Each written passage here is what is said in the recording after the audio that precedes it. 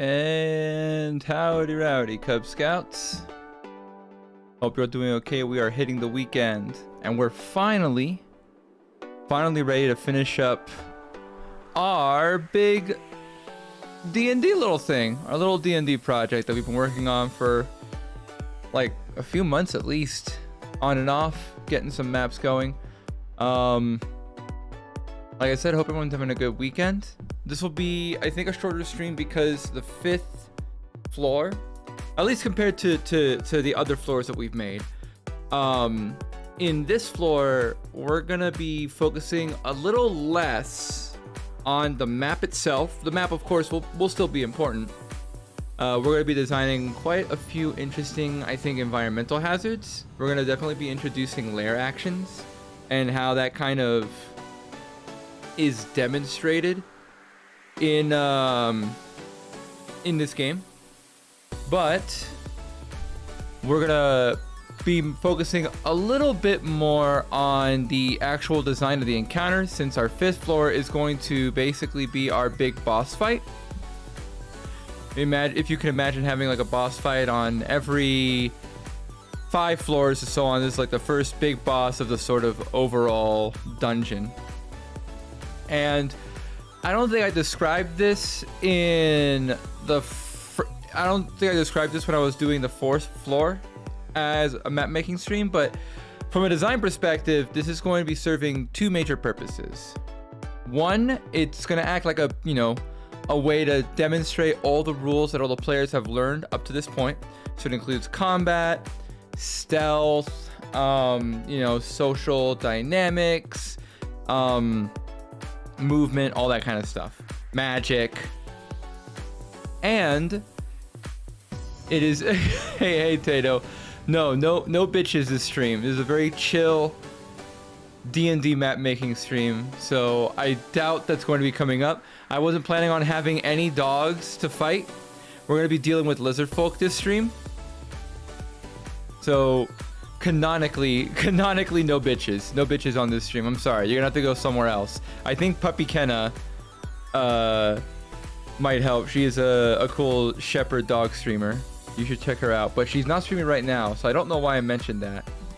Anyway,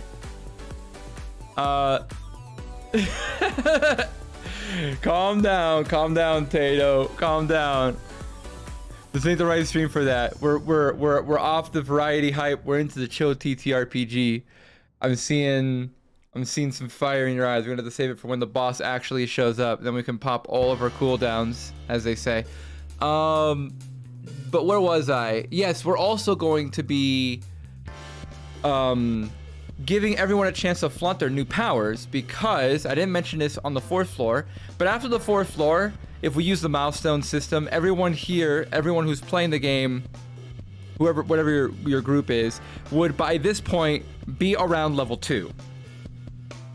And so they might get new powers, they get like extra health and maybe new spells and things like that, and this is their chance to sort of flaunt those powers in our boss fight. And it also gives us an opportunity to like up the stakes a little bit.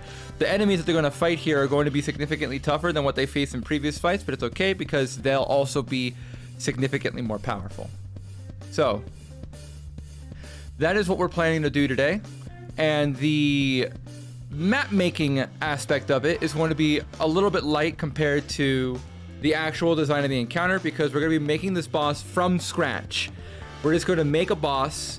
We're not going to be doing what we did before, because up until now we've just been pulling monster stat blocks from the monster manual.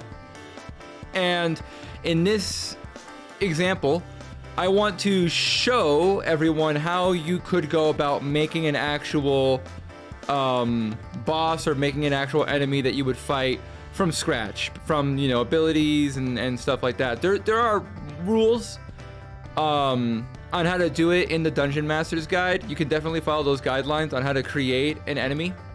But I'll pull a little bit from that, but I'll also show you a little approach that I like to do whenever I'm making monster stats. So a bit of it's going to be just me in the stream just going just thinking about what would be interesting from a design perspective, what could be implemented. With that being said, we're going ahead and move on to our floor 5, which is right now just an empty void. We set our dimensions. I already set it. I want it to be 40 by 40.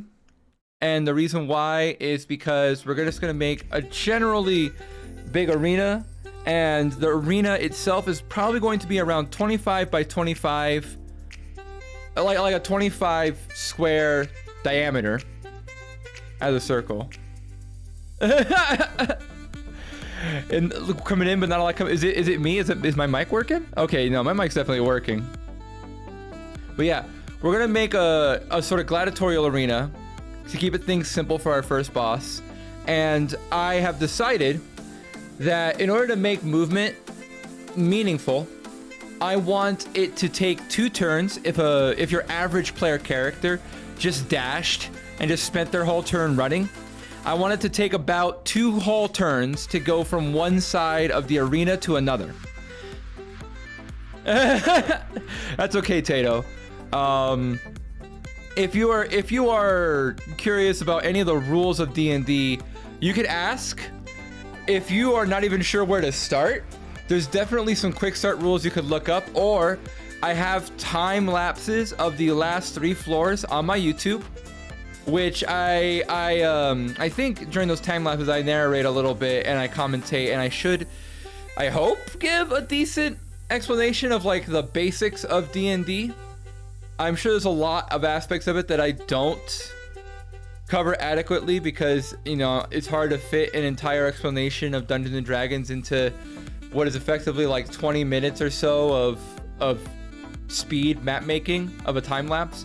But yeah, we're setting up a little boss arena for them, and I'm setting it up so it's gonna be 25 squares in diameter, because then it takes the average person, the average player, 2 full rounds to go from one side of the arena to the other. And that, I think, is a good baseline, because most of the fight's gonna happen around the center.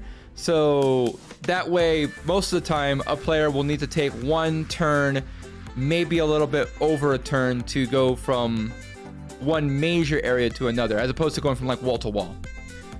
So that's the measure. I'm just gonna make a circle real quick. We're just gonna go ahead and, oops. We're making a quick floor plan right now. So what I need to do is I need to actually just draw a line so I can see. So from 1, 2, 3, 4, 5, 6, 7, 8, 9, 10. 1, 2, 3, 4, 5, 6, 7, 8, 9, 10. 1, 2, 3, 4, 5. So around here. Okay. Let me just get another one out.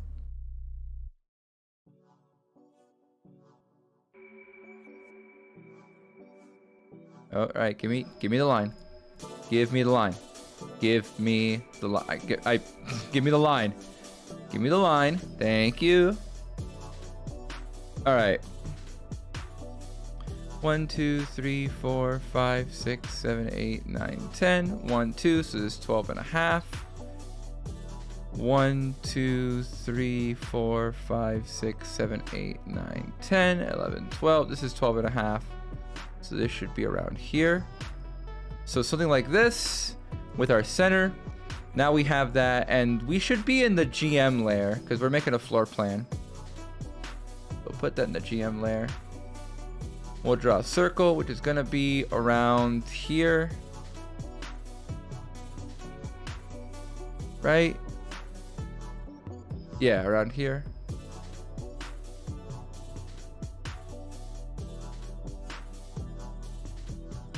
Something like this. Oh, you redeemed the pickup line, Hash. I told myself I was gonna remove that redeem, but of course I forgot to, and now you deserve a pickup line. I have to think of I have to show my real improv skills and give you a pickup line, Tato Hash. What am I to think when it comes to Tato Hash?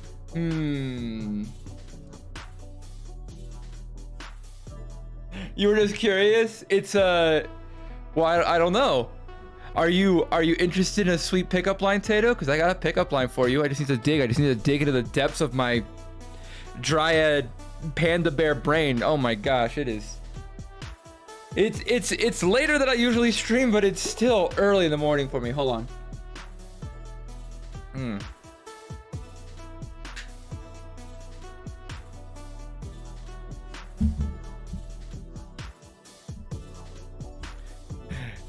Hey Tato, are you an exotic alien creature because you are out of this world? A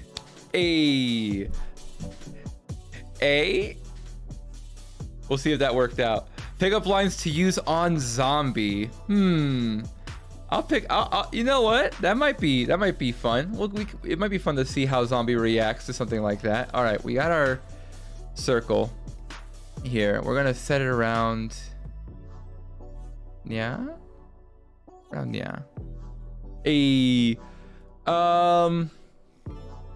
so we have our big arena, and what I'm gonna do, let's do some freehand drawing. We're going to add some stands because we're gonna have our sort of boss character sort of spectating from like a podium or bleachers, whatever you want to call it, maybe around here. Our boss is going to come from here, and I think the players will probably come in from the opposite side. We'll have two entrances here. I'll start flirt with my man. Rock me. Whoa, calm down. You were the one that said pickup lines for zombie. I didn't know he was your man.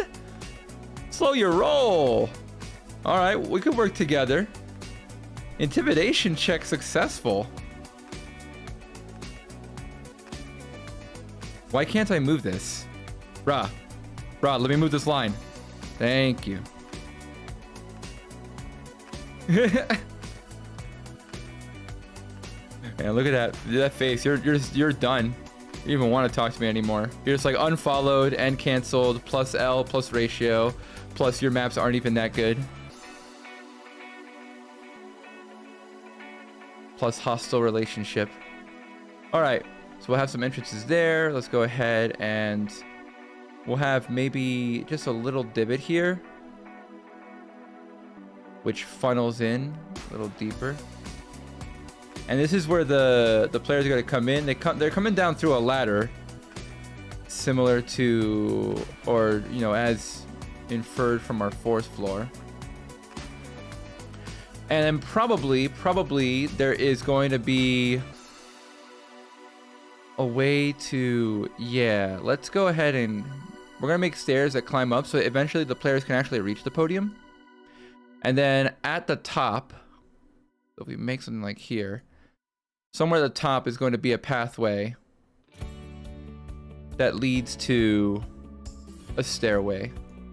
That's going to be the character's main exit. Plus L, plus ratio, plus I wish you were dumb, plus cutting words, plus get counterspelled, plus death saving throw, plus rocks fall and you die. So while we're here, I'm going to talk a little bit about lair actions. Now, if you've played D&D, or if you are familiar with D&D 5th edition, there's this idea of, damn, plus you're probably white. I mean, you can see that I'm white and black and like brown hair and like a tiny bit of red if you count the berry, the nondescript dryad berry. So I've got like 4 colors in me.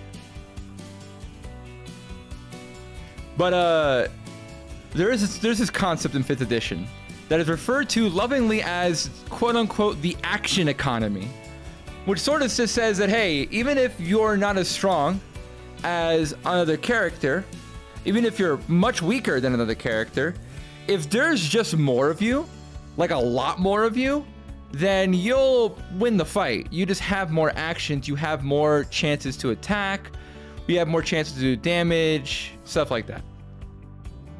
So a way to counteract that usually for boss characters is to have other actions the bosses can do, and there's usually 3 ways this takes place, and we're going to demonstrate each of those possibilities in our battle.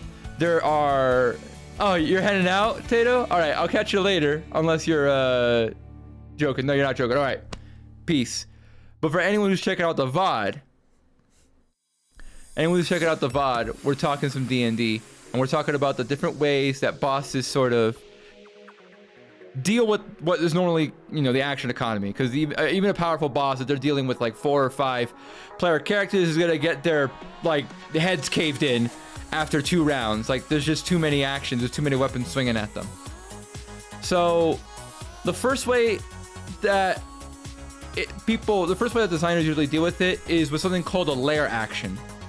Lair actions are usually environmental activities that a boss can perform that is tied directly to the lair they reside in. So if you imagine, for example, a stereotypical situation might be like a dragon's lair. A dragon lives in the lair, and while the dragon is in that lair, the dragon has some elemental property that is related to that lair. So like if you have a fire-breathing dragon who lives inside of a volcano, then if the players go into the volcano to assault the dragon, then the dragon, while in the volcano, can use their magic to cause parts of the volcano to erupt. They can cause rock slides.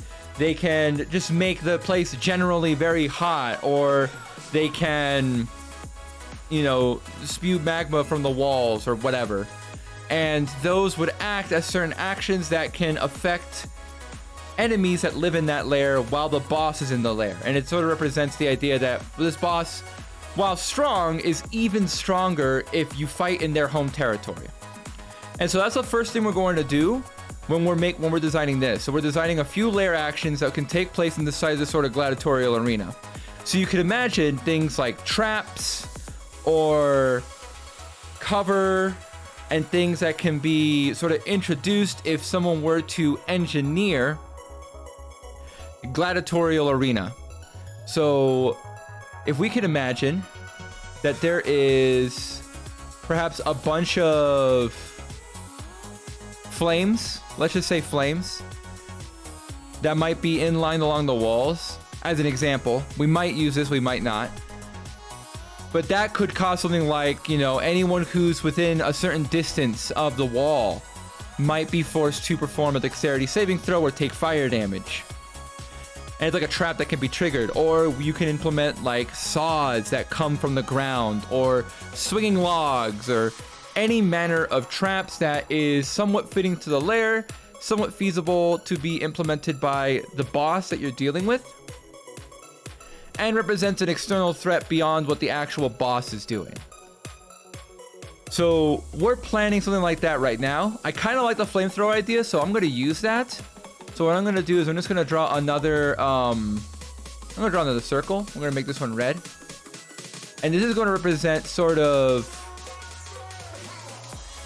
the range at which it would normally be safe from a flamethrower. So if we imagine something like this, there you go, we have something like that. And then within here, we can perhaps plan other lair actions, because usually there's like 3 or 4 lair actions that a boss might have at a time.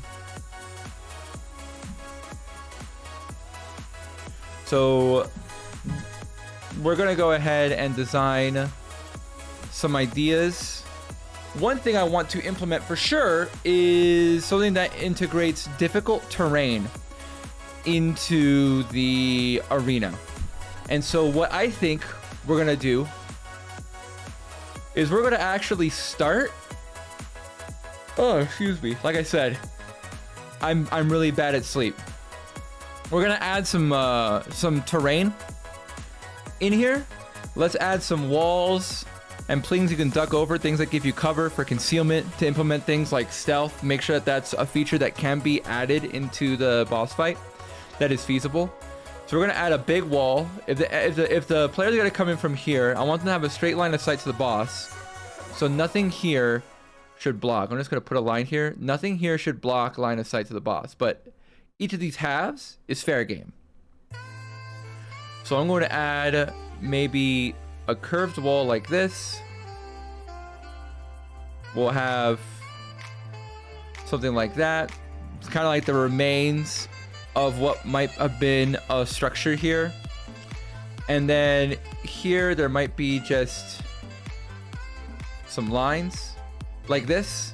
And what I'm thinking of is a layer action where one of these structures would basically crumble, like an earthquake would come on.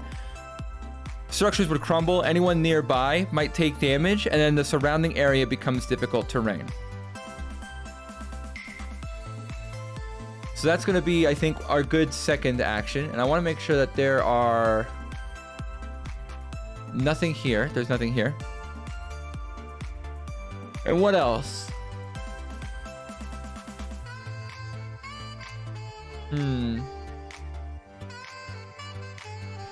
I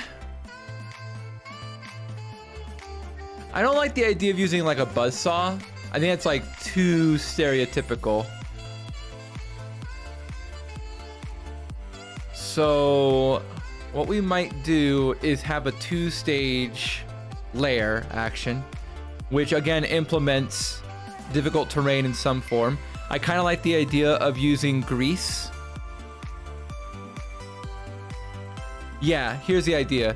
Because the bosses that we're going to be dealing with are lizard folk. Or at least, you know, reptilian in nature, and troglodytes are very adjacent to that. They're not the same. But if you're familiar with troglodytes, one of their primary features in D&D is that they stink. They stink to high heaven. They stink so bad that it actually like poisons you. It doesn't like do damage, but it makes you feel sick. You get disadvantage on like ability checks and attack rolls and things like that. So we're going to do something like that. We're gonna have the boss here, and they're gonna be able to throw bottles of filthy, stinky troglodyte mess, which will cause some more slippery terrain and cause status effects on people who are on it or near it. And then later on, that area is also coated with grease that can be affected later on through fire or something like that. Either through a flamethrower or through fire that is emitted by another enemy. All right, so we have our 3 layer actions. We could have a 4th one if we decide to add buzzsaws later, but I kind of want to move away from that. We have a basic design of the gladiatorial arena. We should actually make the map now. We'll make a basic map. We'll add the enemies, design them, and then, as needed, we can tweak the map however we want. So let's add a wall. We want to start with the curved wall.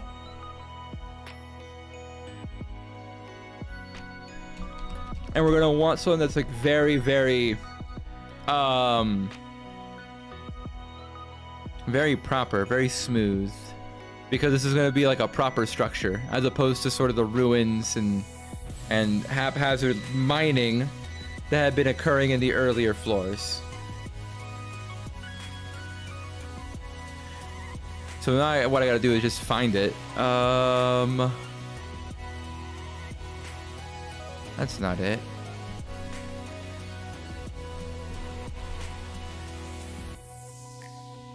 And it's been a little while. I have to remind myself all the keywords to search.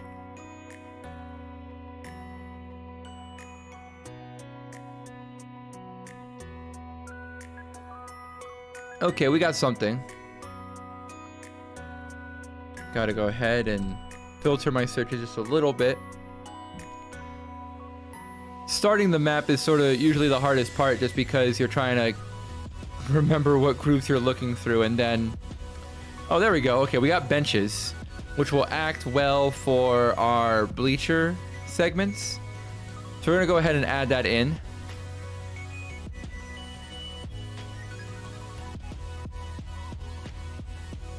And this is what I wanted.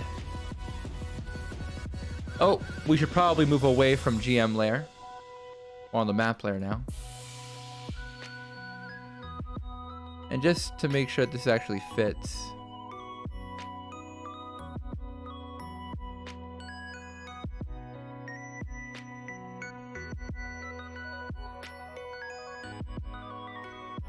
I'm gonna go ahead and set this up.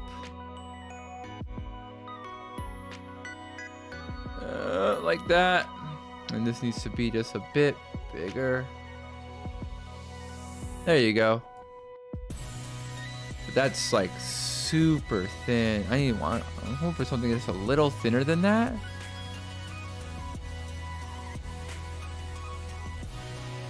Not quite. What about this?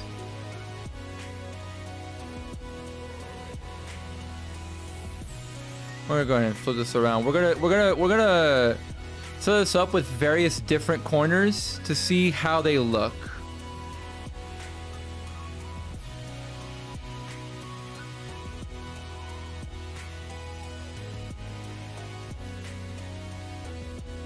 This is definitely larger, or smaller rather. Technically better. Not by a terrible amount. It's like 1/3 better. Can we do better than that though? We do this. Might be better.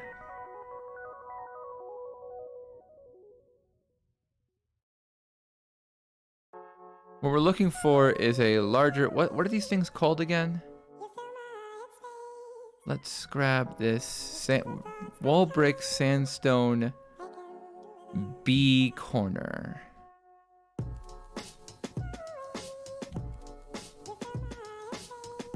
Oh, it's taking a while to load. Haven't opened Roll20 in a while, so it's gonna have to cache a bunch of stuff. Oh, there it is. Page unresponsive. Thank you. Thank you, Roll20. I can't even be mad. This is like 100% on me for having so many things loaded in. Wall, brick, sandstone, B. I don't know what B means. It must mean like a different dimension. I'm trying to get, okay, wall, brick, sandstone. Oh, what's the full word? Please give me the full words. I'm begging you. I'm on my knees. Wall, brick, sandstone, B, what?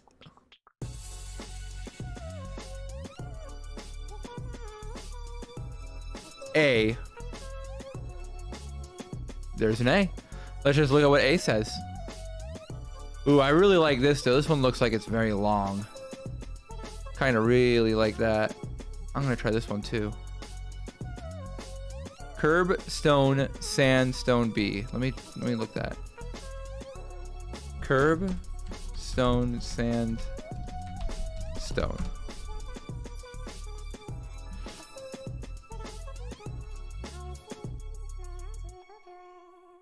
All right, let's try this. What do we see here? Wow, it is like super thin. Hopefully that should be good. Excuse me. Whoo. That one came out of nowhere.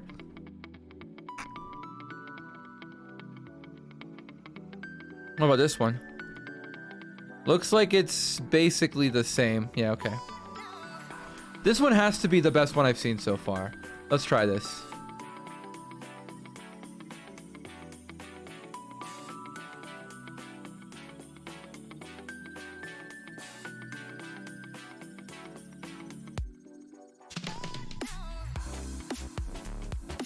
Okay.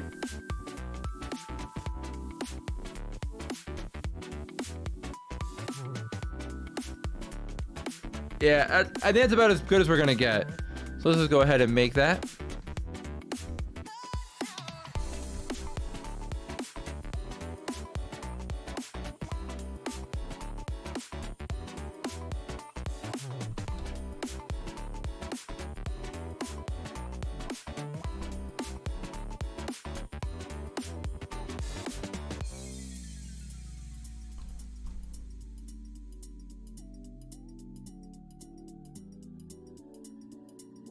And just do the math again. That's what? 1, 2, 3, 4, 5, 6, 7, 8, 23 squares. So it's a little less than 25 that I was hoping for, but that's fine. That's totally okay. And we're gonna put stairs over this section.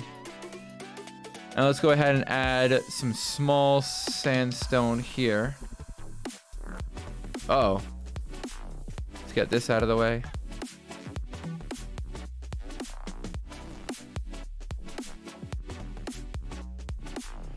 We'll make this a bit longer and a bit wider, about like that. Maybe a little bit shorter.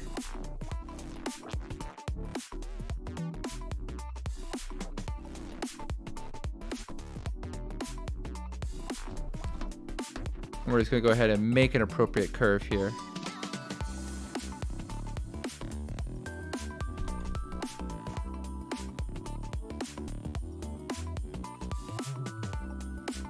Oh, got it.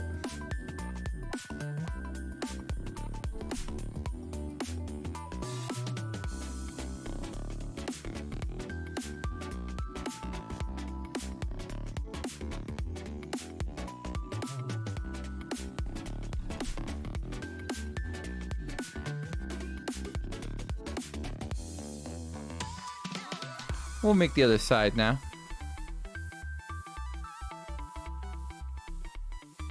I want this to be about 3 long as well, to make sure that it's nice and a little symmetrical. So something like that, maybe a little deeper.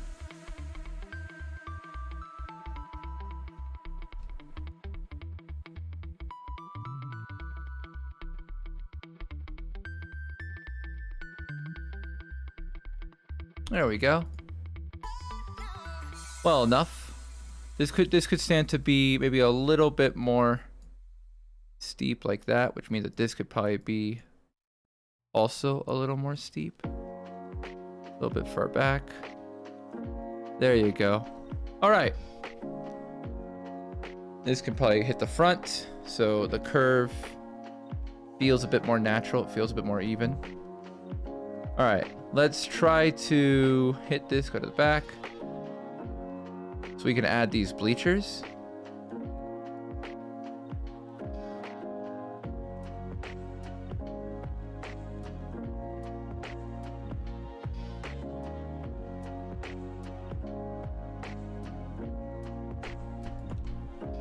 And of course, we're going to have to tweak. We're gonna have to add a base floor texture, but I kind of want to start with the major features of the arena first, because that is going to dictate a lot of how our actual boss is going to be encountered, how that's going to be designed. And every time we go up a floor, just to add a little bit of depth, we're gonna make these bleachers just a little bit bigger, demonstrate the height that's increasing.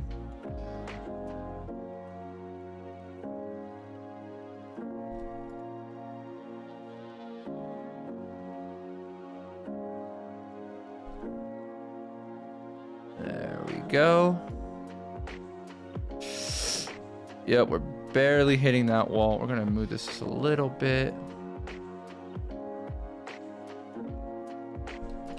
All right, I'm gonna make this just a little bit bigger.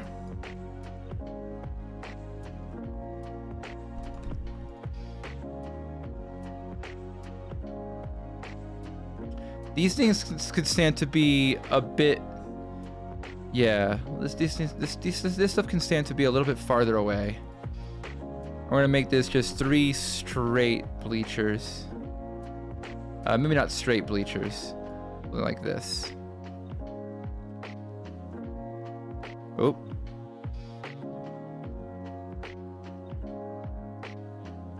Maybe something like this, and then this.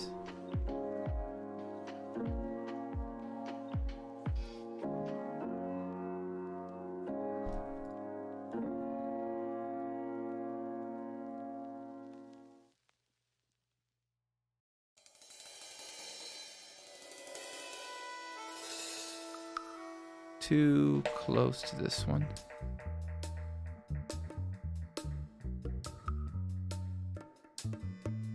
There we go.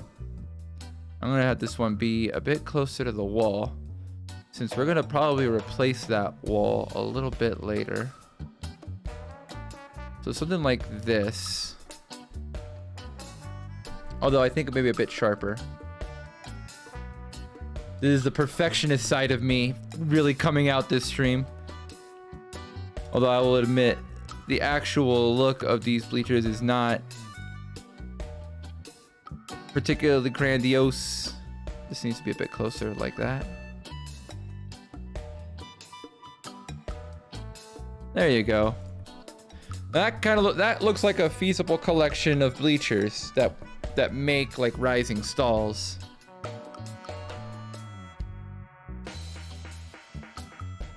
And now we'll add some simple ruin walls here. I wonder if ruin is going to be a actual thing I can see. No, probably not. I'll probably have to go for cobblestone. Cobblestone, what was it? Curb. That doesn't work. If I look up cobblestone, it looks like it just gives me textures. So I'll just do stone wall and see if that gives me a bit better of what I want.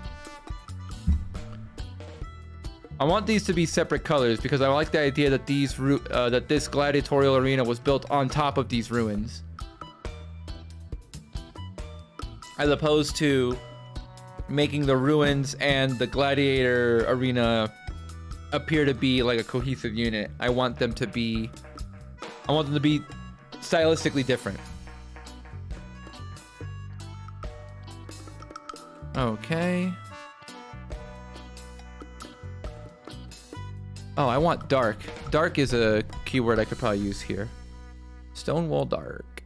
Stonewall dark.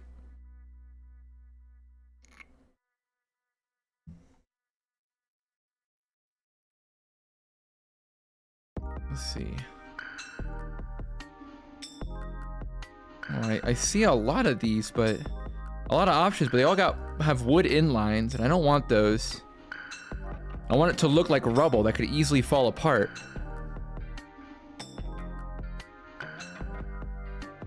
Dark must be giving me... Dark must be a keyword for the dark wood. Let me try slate.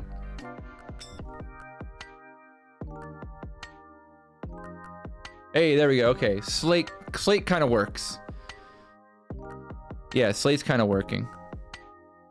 Here's a straight slate wall. We'll want this. We'll also want a curb, if possible.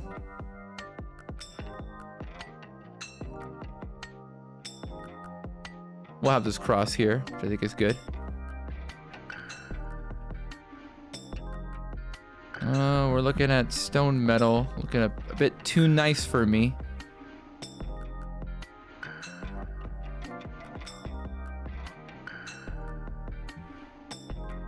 What do they call it? I'll have to go further down. Hopefully it's along here. No, not quite what I wanted.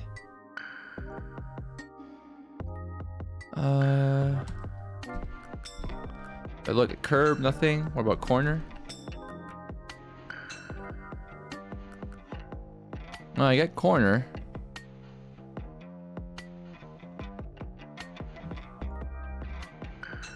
Oh, here we go. This is one we can use. Not really anything better than that, though. Here we go. This is much better. Okay, we have some tools now. Let's go ahead and make our ruins with these. I'm gonna make these quite thin. This might be a little too thin. No, it works. I'm gonna put this here, like that. And we're gonna rotate this. Take these and copy it. Yeah, something like that. We're gonna go ahead and raise this a little bit.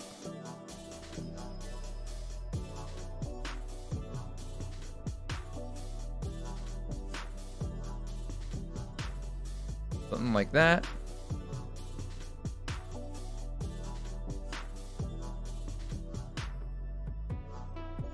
What if, ooh, gets slowly bigger and bigger. The slants, I think, are a nice touch. What I really want to do is put these on a slant in such a way that it's very clear what squares would be, you know, mostly viable for cover. So this slant might be too much. Something like this makes more sense, because then it's like, yes, yes, yes, no, no, no. And I'll do that. I'll do that and then make this just a tiny bit longer, like that. And this one can be thin again.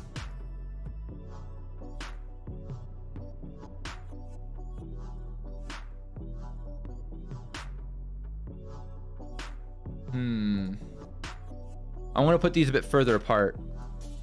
Now I know what they are, what their size is. I'm going to go ahead and spread them out a little bit, like that. I'm going to put this stuff actually closer, because my idea is that these smaller walls are going to provide half cover. They're not particularly high. So if they're not particularly high, they actually can go in this middle line and still not block line of sight to the boss. So something like this probably is fine. Same thing goes for this one, which I'll put a little bit closer to the players. So they have, maybe not here, maybe around here.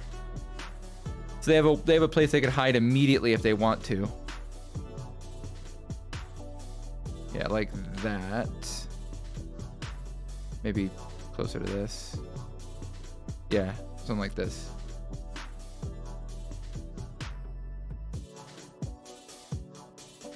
And with this in mind, I'm gonna switch things up. This wall's gonna go here, and there's gonna be a big wall that goes the other way. Let's actually flip this. Can we flip it horizontally? Oh, that didn't do anything. But it still looks better. This slight variation in the pattern is gonna be very useful.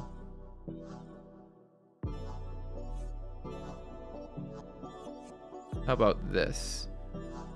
A cute little setup so that you can hide directly from either of these entrances, but going around risks getting hit with the flames.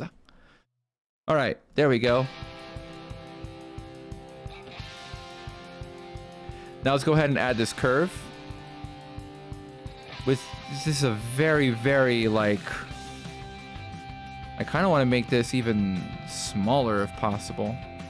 Here's what I'm gonna do. We're gonna move this thing. Let's go ahead and hit the GM overlay. We're gonna move this a little bit like this. And this curve is really only gonna hit this part here. The rest is gonna be very small straight lines. So we're gonna go ahead and, oops, that's not what I, that's not what I wanted. There you go, that's what we're looking for. Let's zoom in, be a bit more precise.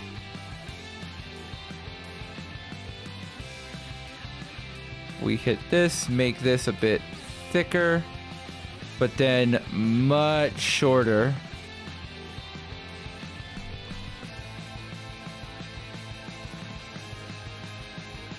We can kind of create our own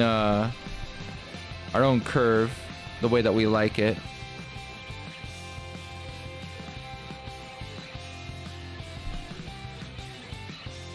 We're gonna need 2 more, I think.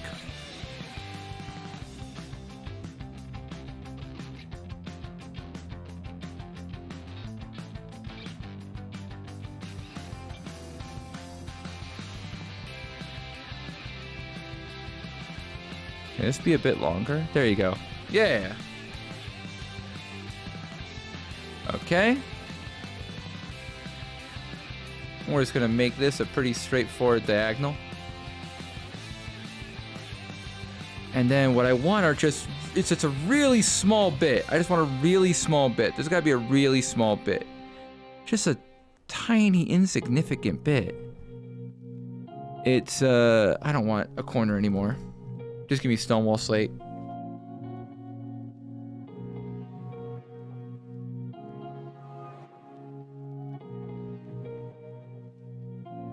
That one's 2.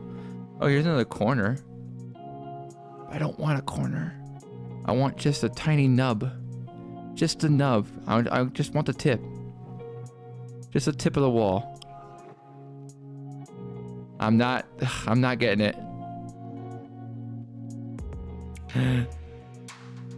I'm not getting it. Well, there's this, which is like real rocky, but it has the wood, which I don't want. So yeah, it looks like the best I'm gonna get is this little baby wall here, which is smaller than what I normally had. Let's thin it out a little bit.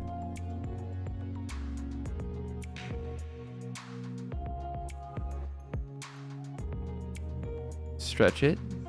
More stretch. We're just gonna rotate this exactly 90. There's a corner I can take. It's gonna look much nicer. Let's just take this corner. Let's not create our own. These are gonna be good for these little ends.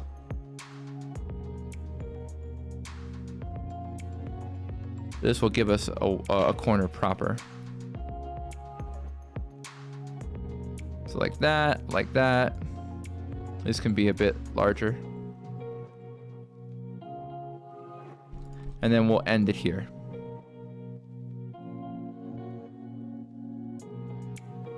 Turn it around.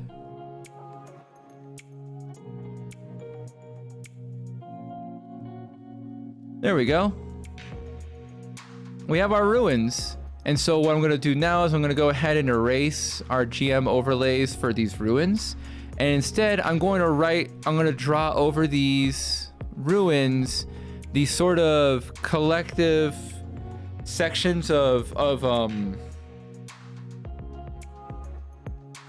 difficult terrain that it would form when these things come crashing down. And I'll probably also actually get the rubble ready. Oh, no rubble?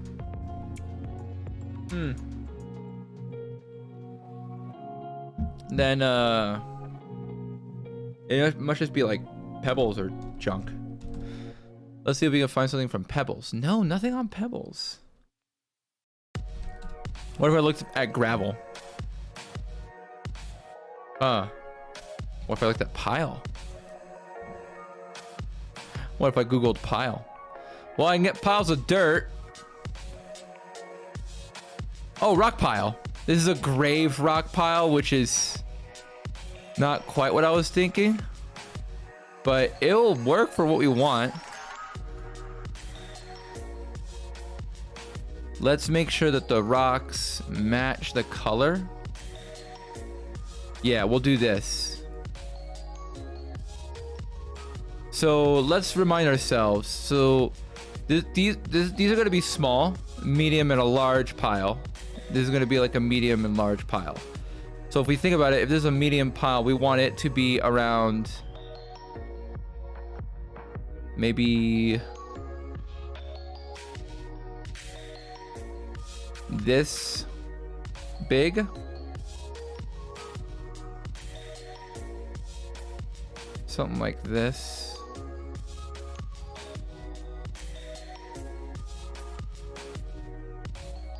Yeah, and if I look at it from the perspective of a map layer, it looks like way more rocks than it needed to be. This looks like too many. The short answer is too many rocks. So with that in mind, I'm actually reconsidering how thick I want these walls to be. Should probably be thicker than what they are now.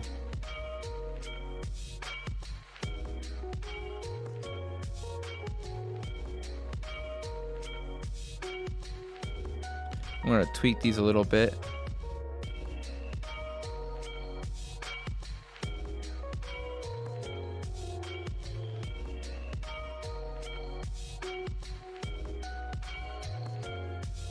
Oh man, These are gonna have to be quite larger.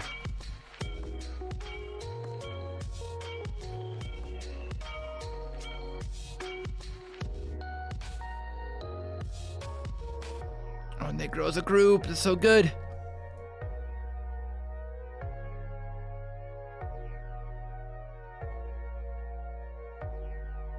All right, this looks a bit better. So now if we go back here, turn this to a pile of rocks. If you consider that this pile of rocks, it looks taller than it should be. It should be mostly flat. Is there a better version of this that we can use? Let's look at a few other examples. Let's go on the map layer.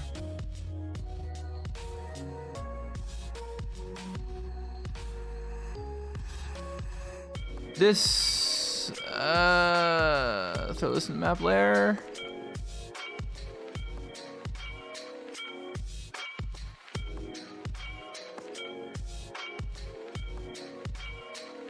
This does look better.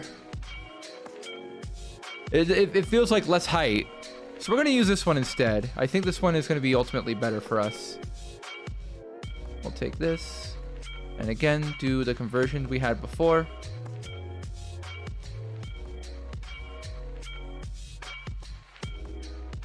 Something like this. Replicate that here, but on a smaller scale. So like that.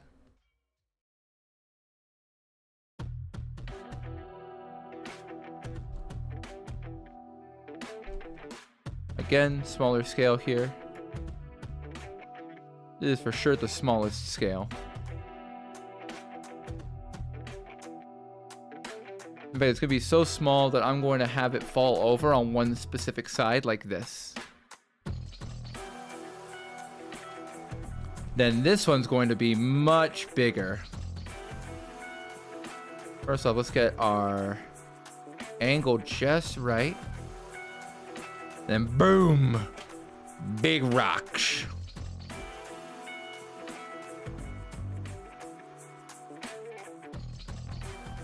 Yeah, something like that.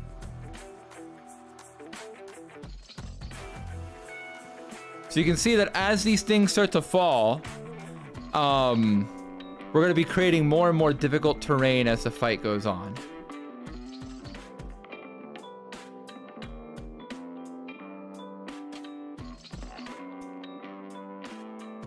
This one's going to be this one's going to be, I think, quite a few small piles to overall make the curve that I'm going to make like so. We're going to go ahead and decide, I mean, how long, this is like a medium-sized pile which goes like a full square in each direction. So this should probably be a little bit bigger. And I'm just going to go ahead and just like start tweaking this. So something like that. Let's grab a second. Yeah, like that. I'm going to curve the, oh my gosh. I can't. Oh my god, I can't touch it. I can't touch it because of its freaking, oh my god. Oh my god, I can't rotate it. I can't rotate it because of the, I can't rotate it because it has like dimensions. All right, we're gonna put this in the map background. Oh, roll 20. What are you doing to me? We're gonna put this on the map background so those things don't come up. And then we're gonna rotate these.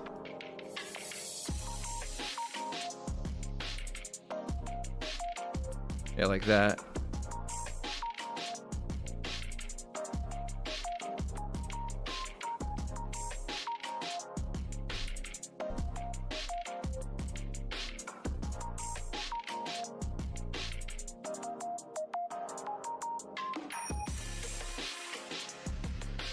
Yeah, like that. All right, and then we just grab them all to the GM layer with you. Oh gosh, that is a lot to look at. You can see that it reaches out quite far.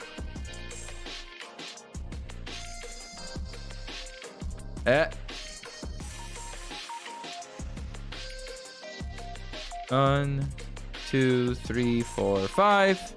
I'm gonna shrink this just a little bit like that. There you go. I'm gonna do something similar with this wall here. Let's go to our map section. Oh geez, let's go ahead and copy one of these. Convert that to map layer.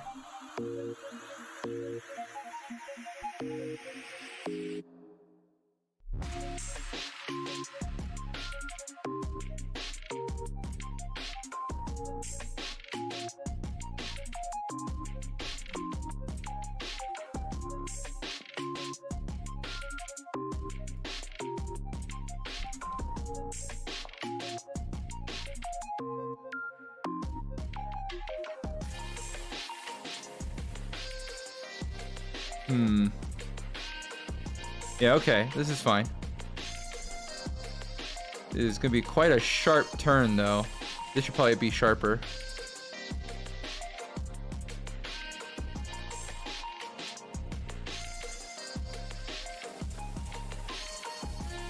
I'm gonna flip this horizontally just to make it look less less symmetrical.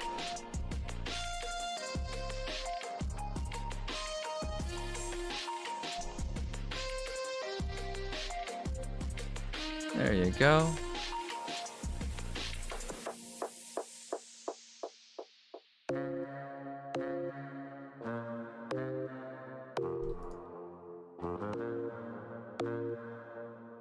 We'll flip this again.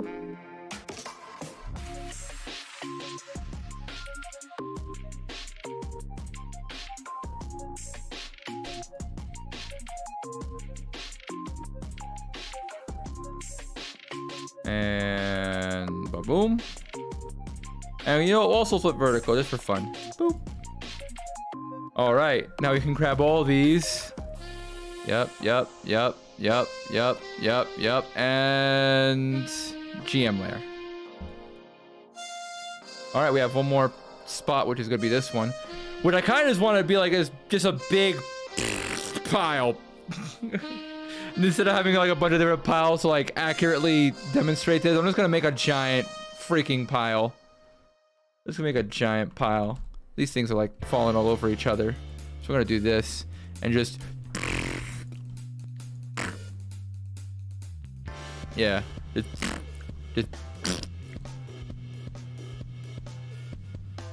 a big pile. So you can see that by the end of the fight, assuming everything is toppled over, almost the entire arena is going to be difficult terrain. And of course, if you're next to these piles, as they crumble, then you know, you might take damage, things might fall on you. Rocks fall, probably don't die.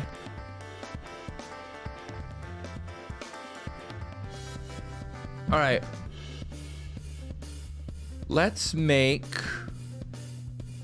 our little entrance and exit.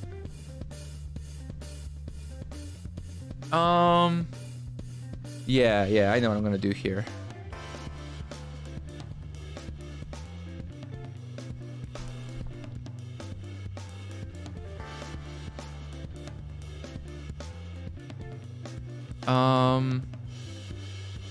Let's do this, then this. There's gonna be a little exit here that we can then hide as needed.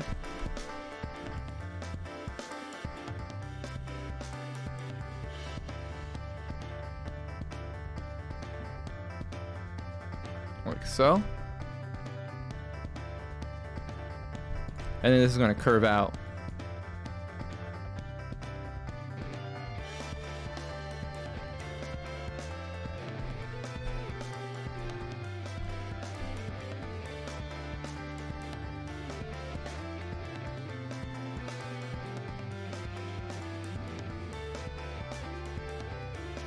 Yeah, that'll be good enough. Then we'll need stairs.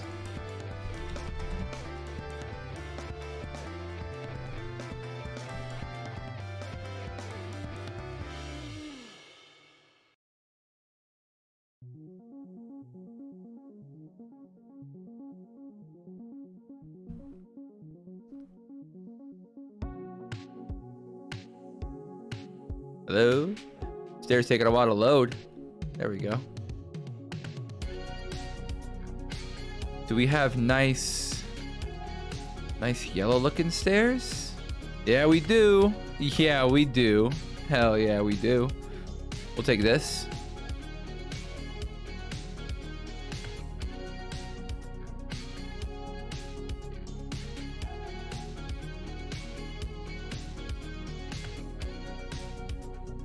And just make this a bit more narrow. Make it a bit more like that. Cool.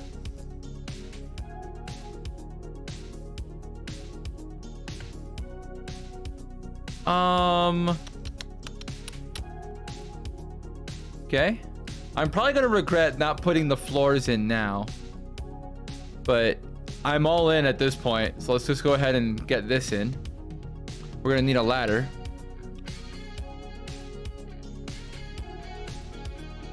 We could probably just use the same ladder that we used from floor 4.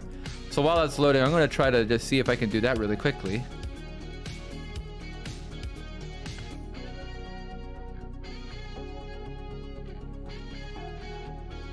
Yeah, there we go. Let me grab this. Yeah, I got it. Perfect. So now if I copy that, bring that here, we have our ladder, which we're gonna actually set in the same rotation for consistency.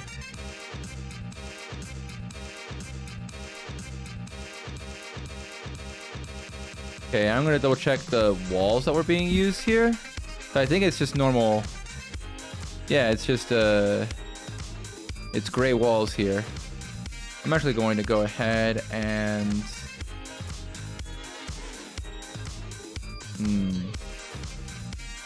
how can I make that transition? I don't really think I need to make that transition. The walls will change naturally as they climb down the stairs. Or the walls at least can change naturally as they climb down the stairs.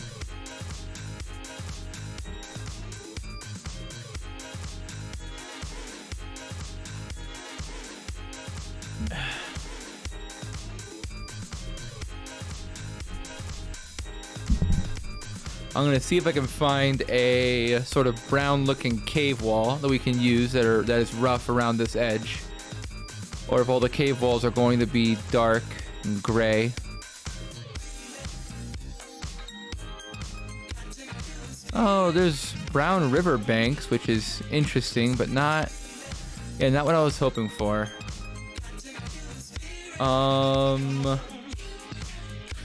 Let's see. If I open this, I wonder what it's going to have. We could also have just a stark transition from the wall into the gladiator arena. If we add a hallway to it, that would work. Oh, no, these are brownish. Oh, glass cliff stuff. Ooh, let's look for cliff. Not sliff, cliff.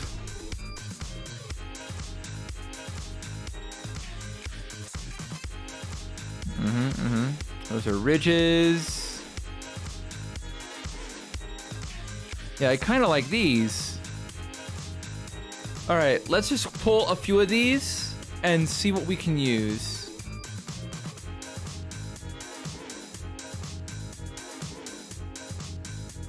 This is going to be a little bit better than this. Okay, like this. And we'll grab this. We'll see what we can do with these.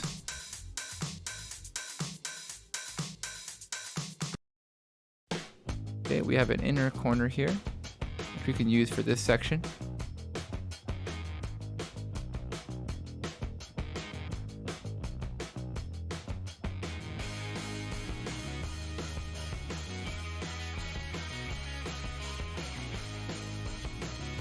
And we can straighten it.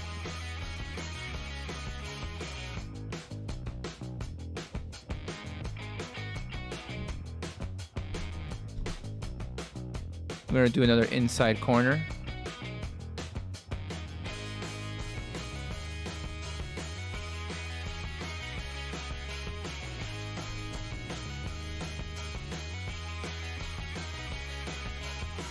Kind of want the grassy edge to not really be visible to the players, because we are definitely cheating a little bit when it comes to our sort of cave wall. I'm gonna turn this just a little bit so that I can introduce this. I'm gonna make this just quite a bit bigger. Maybe this should be a bit sharper. Yeah, we'll do that.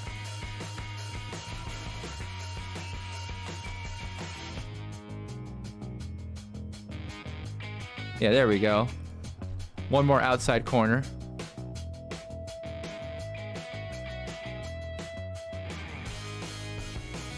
Make this a bit bigger.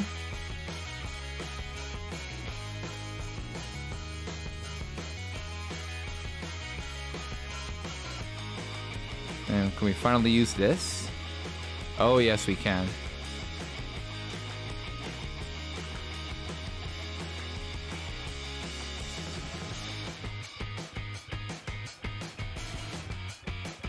Yes, we can. Maybe shrink this a little bit.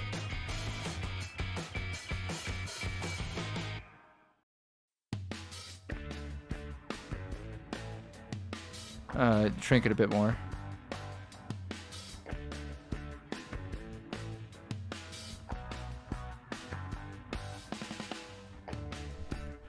Okay, and we'll do some big door. Or an arch. Can I have an arch here?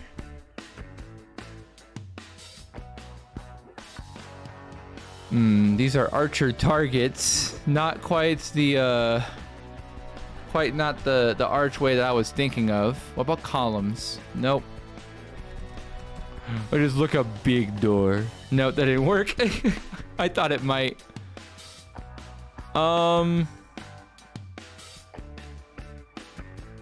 What about a gate? Ooh, a gate would work here. A big iron gate.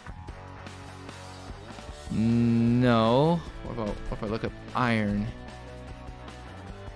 Metal?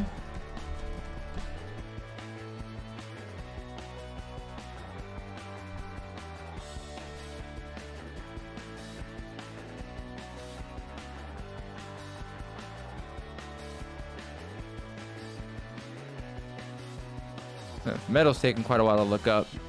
In the meantime, I'm gonna try to narrow this just a tiny bit.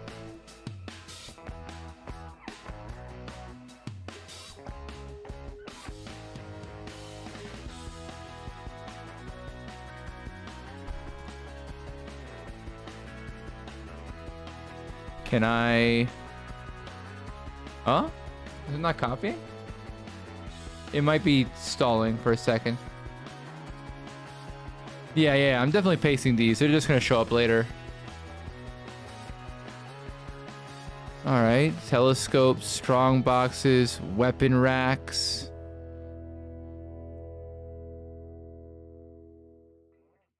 Oh, all right. We got a door, and we have one that's curved. Oh, I like this.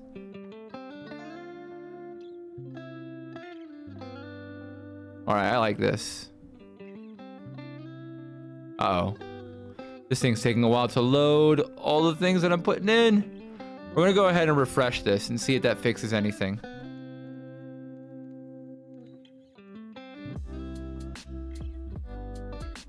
Oh, there you go. There they all are. Told you it was taking a while to load it all. Can I like curve this in a way that feels natural? Not really. I could do this. No, that feels super unnatural. We're gonna skip that. Yeah, we're gonna remove these. And we're gonna have this. No, not you. Just go to the back. There you go.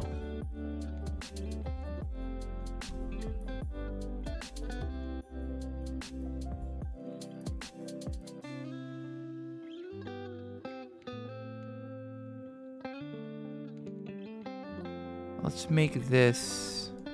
So this is a front, by the way. Make it bigger.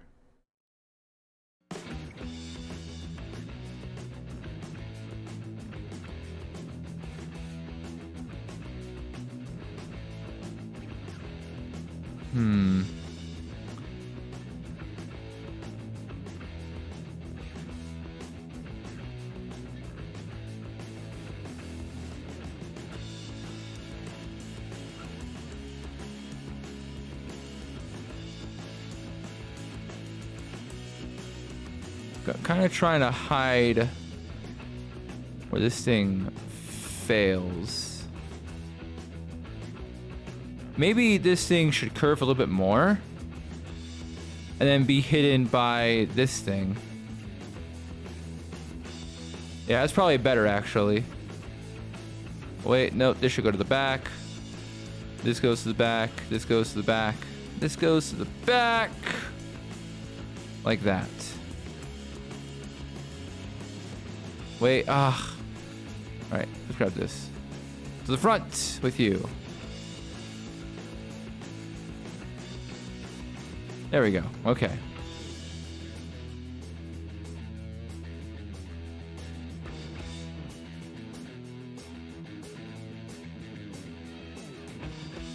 Like this. A little bit more like this. There you go. That's an actual gate.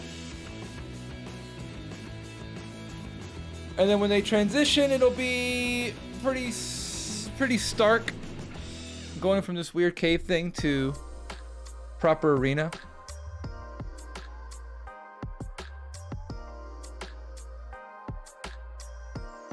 Okay. We have something.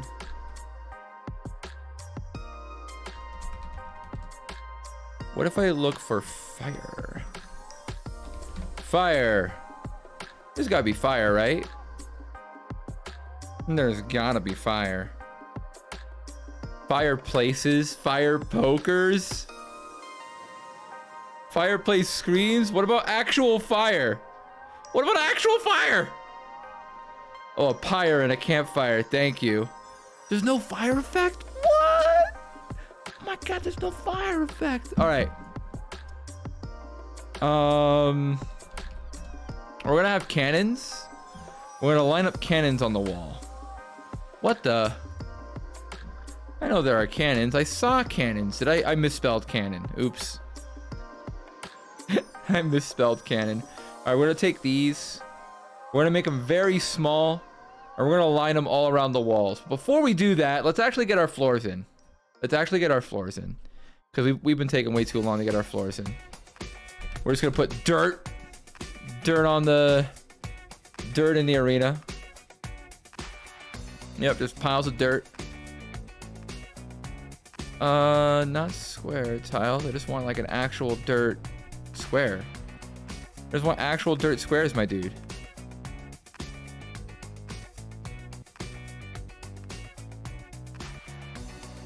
Flat stone, rectangular, rock, cobblestone, rock. What this? That's good. This is good enough. Okay. So we're gonna line up our arena with this. We're just gonna go to back each time.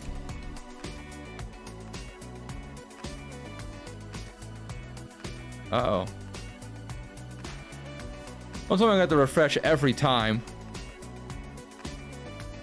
Because I definitely just did a copy paste. Or maybe I didn't.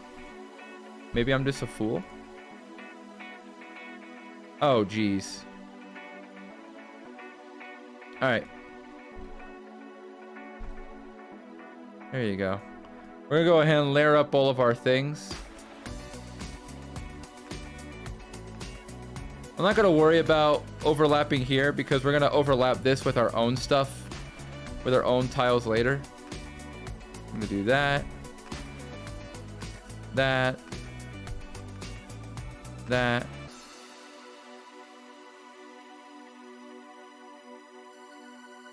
we're gonna move this here. Like so.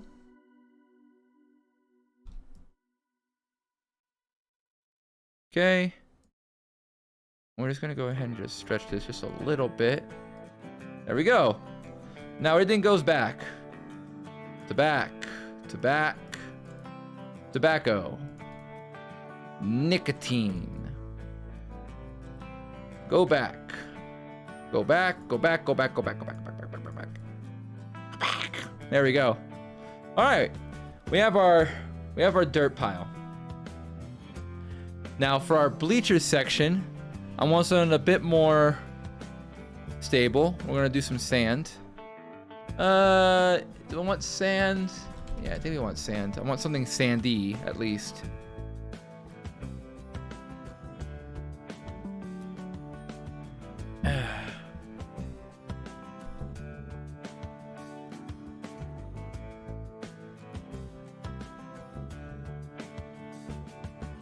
Give me the sand. It's taking forever to search. There we go.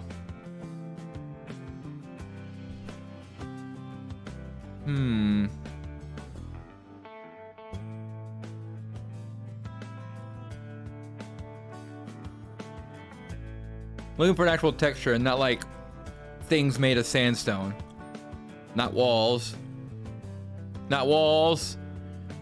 Oh my god, they're all walls. What if I looked up like desert? What if I looked up desert?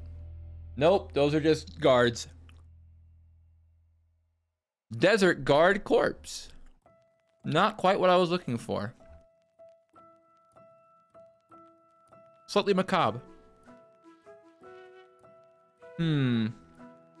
Currently stuffing my face. Bad etiquette, but it's okay.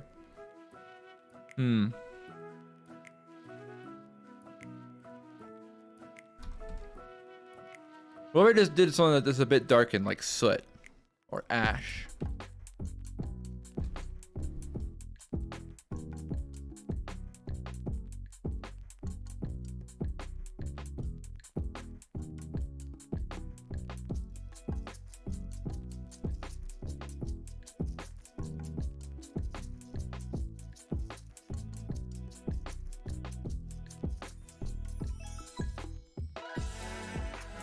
All right, we have ashen stuff.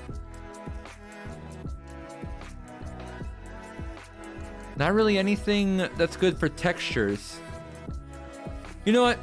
This is not working. Looking at these keywords are not working. I'm just gonna go ahead and check the textures folder and try to find something that I like.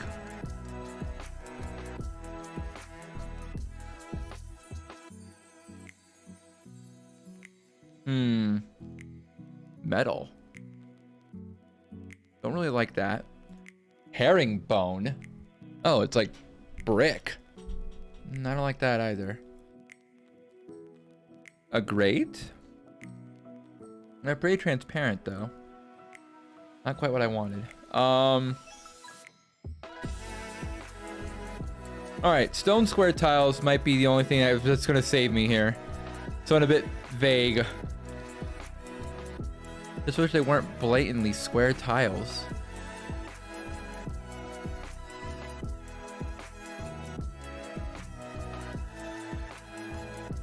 What if I take one of these? It's like well cracked. So it's not very obviously square tiles. You know what I'm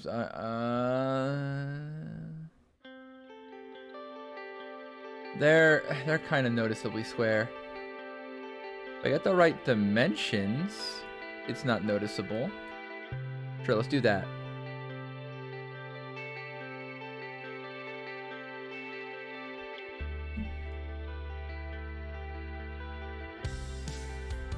All right. And these are gonna have to be very specifically placed. Like here, here. Here. Here. Here. Here. And then boom, like that. Oh, that's a lot. Oh, it's not perfect. Can this thing go here? All right. To back. To back. To back. To back. Not you. You should not go to back. Oh, well, now I'm just screwed. Right, to back. To back. To the back. To the back. Not you. To the back. To the back. To the back. To the back. All right. Then from here, I can take these things and, oh my gosh. All right. Get this big thing to the back, and then all my dirt layers will be going to the back as well. So we get something like this. That's not what I wanted. To the back. I need to grab that. I need to grab this thing and put it to the front. To the front.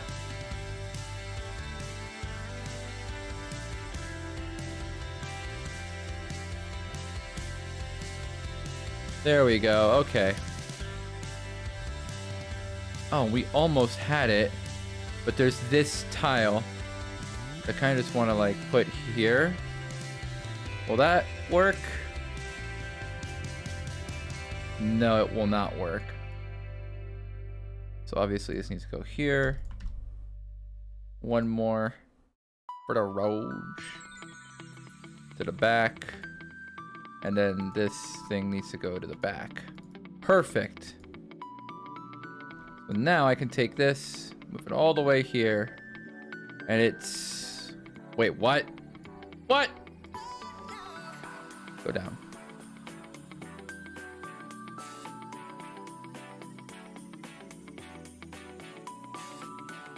Darn it, this thing. That one tiny square. All right, I'm gonna cheat a little bit.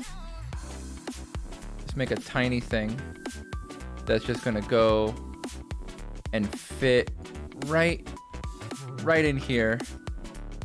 There you go. That should work. Once this thing hits the front. The front. Yes. Oh, heck.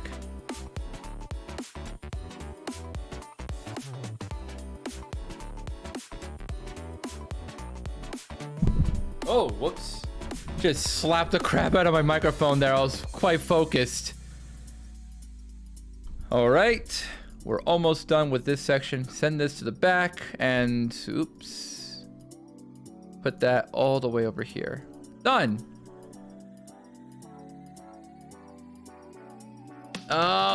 No, I'm not done. This freaking thing.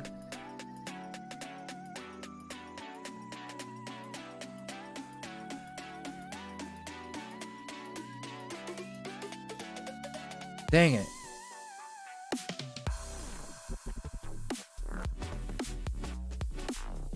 We'll just do that. Should be good enough. Okay, now we're good. Oh shoot, this dirt thing should have moved up. Up and at him. All right. Now we need the floor texture for this area, which I think is just gonna be... I mean, I'm already in the texture section. Let's go ahead and grab our textures. Where are we?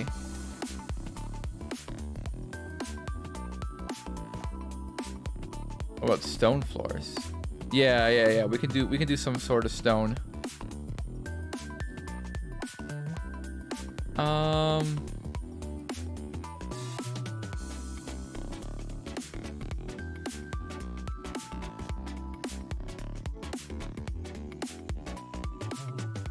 Yeah, let's do this. Rock tiles with dirt.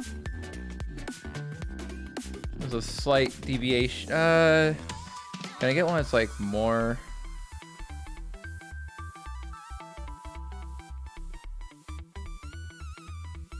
How's this? All right, we'll take this. All right, go back. I don't wanna. Whoops, that's not right. That's not right either. Okay, we gotta move this away. put this back in the front. We're gonna need to do a few of these. Oh my gosh, not this one. Control, copy this one. Thank you. There you go. That's what I was expecting.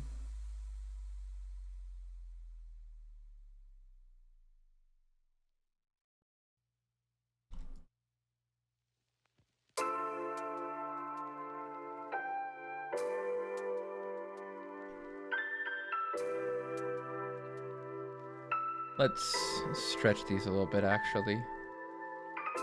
These can stand to be longer.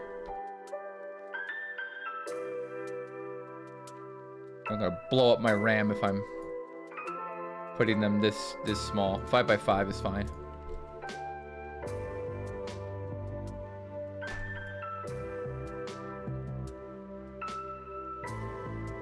All right, let's put these in the back. See what that looks like. Take this, kind of shift this thing back into focus like so. This thing feels like it got shifted. Let's tweet it.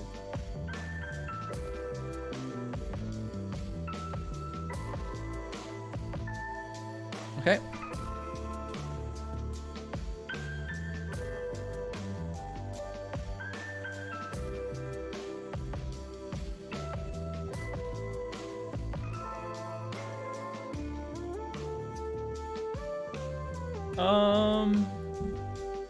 All right, let's grab this,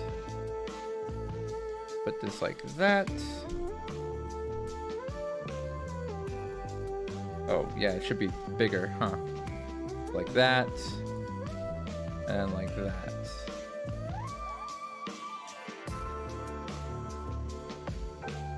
And then we're gonna take this tiny bit and throw that in here. Make it super small. Maybe a little bit more this way. I'm gonna take these, go to the front.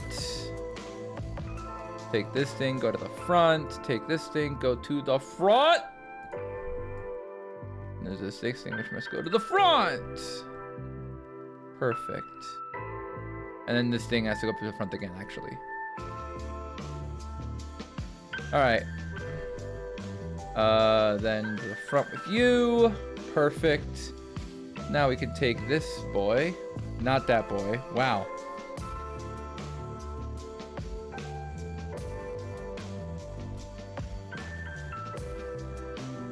All right. Whoops.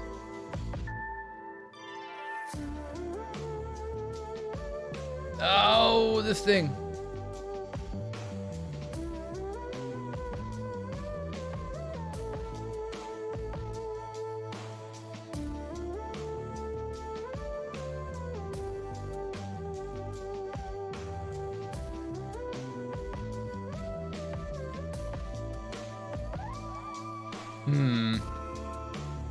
Alright, this one's too big of a deal. Gonna have to put this one here and put another one here, which means this thing's gonna go to the front again, and this thing's gonna go to the front again, and this thing has to go to the front again, which means that this thing has to go to the front again. Layering. Boom, just like that. Oh, and of course this giant thing has to go to the front again.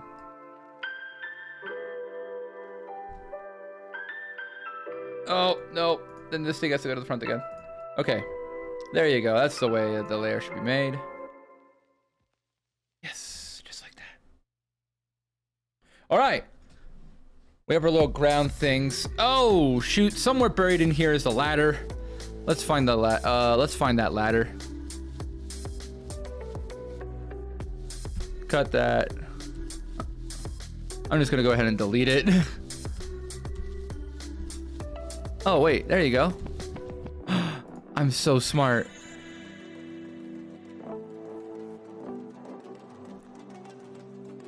Okay, this thing needs to go to the front.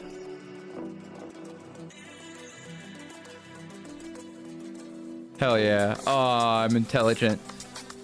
Oh, I have intelligence. Yeah. Like that, like that, like that. And like that. All right. Then we have our little ground areas. We're gonna go ahead and make our little cannonballs.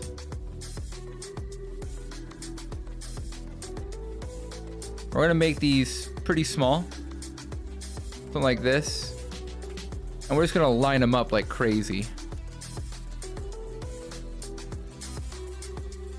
In fact, this should probably be even smaller than this, huh?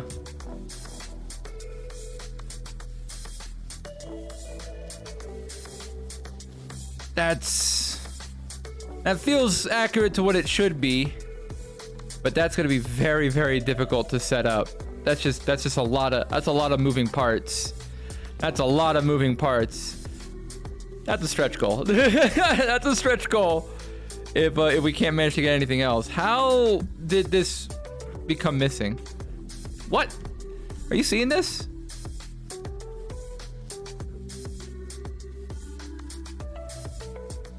All right, thank you. Ooh, not you.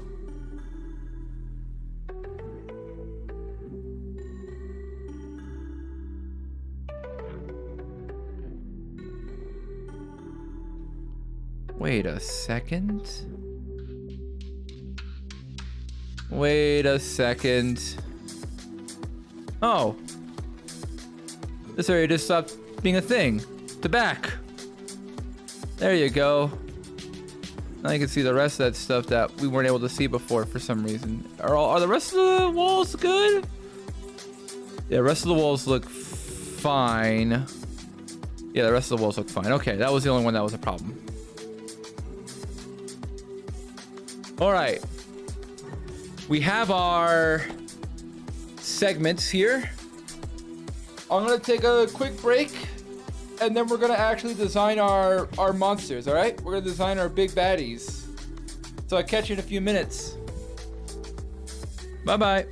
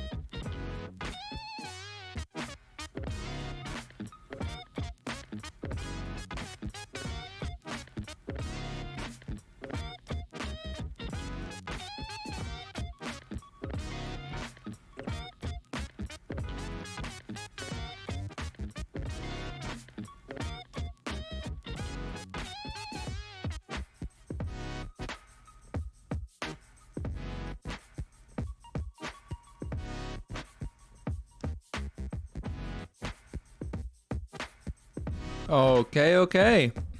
Quick break, we're back. That is the wrong one. There we go. Hello again.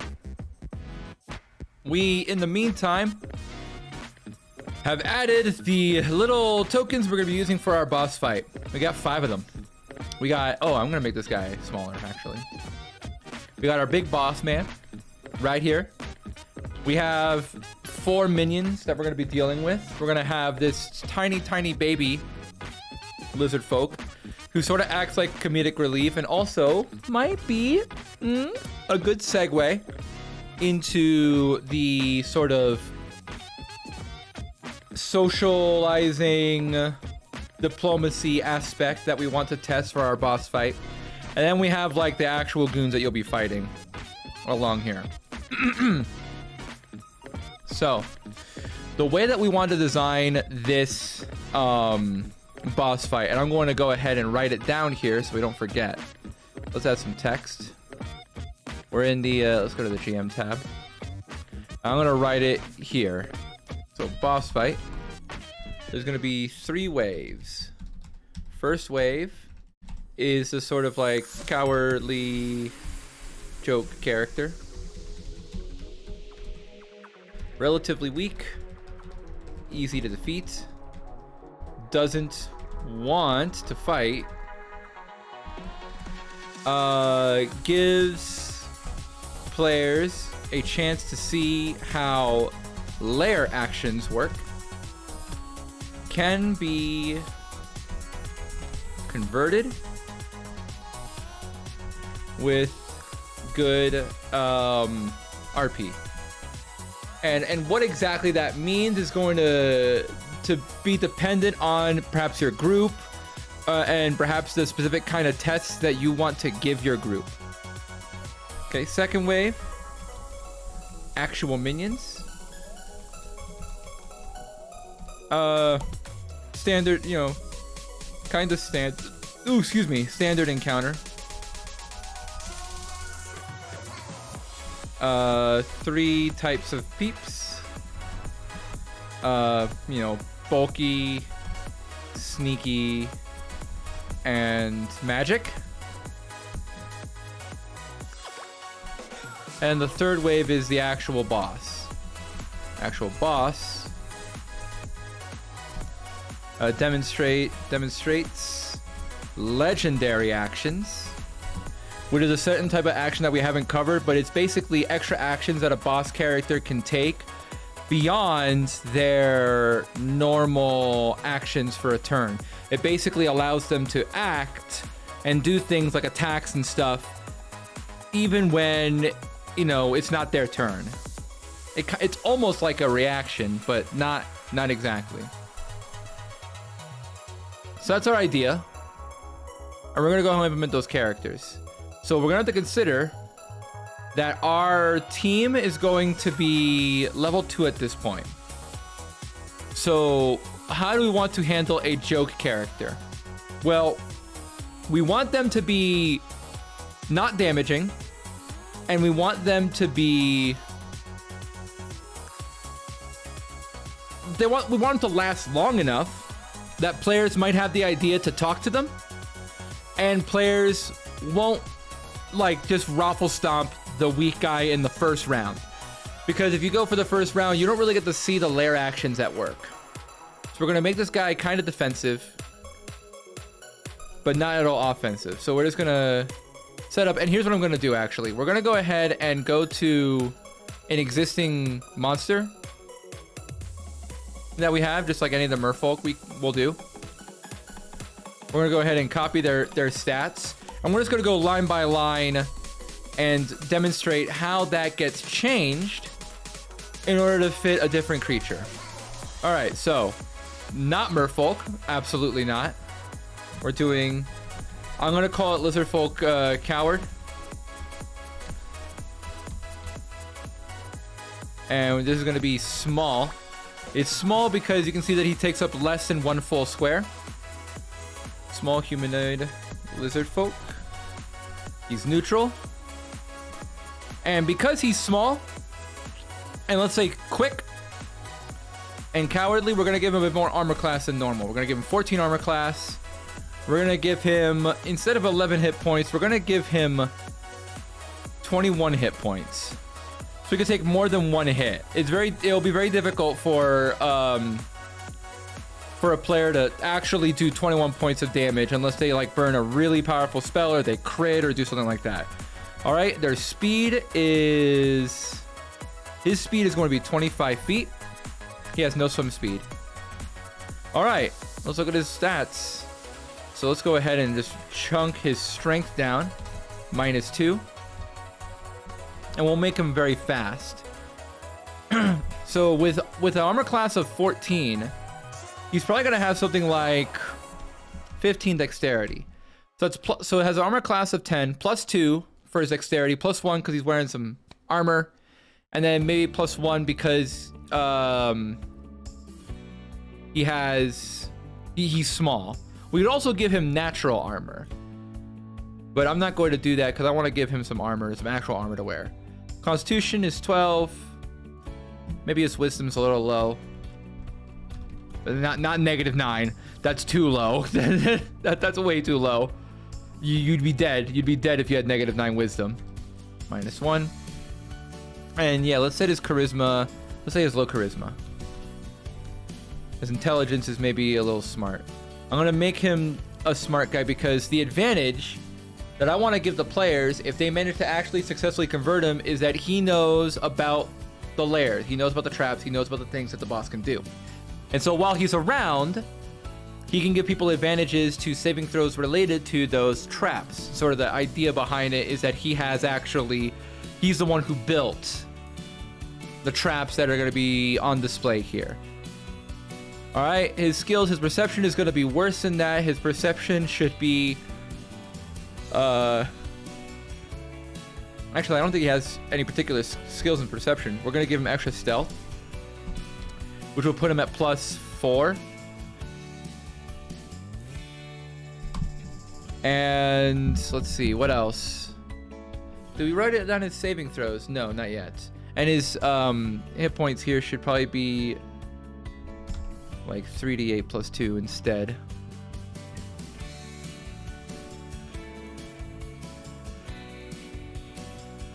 Do we want anything else besides stealth for this person? I'm looking at my character sheet right now to see what other skills might be valuable for this person. Probably not.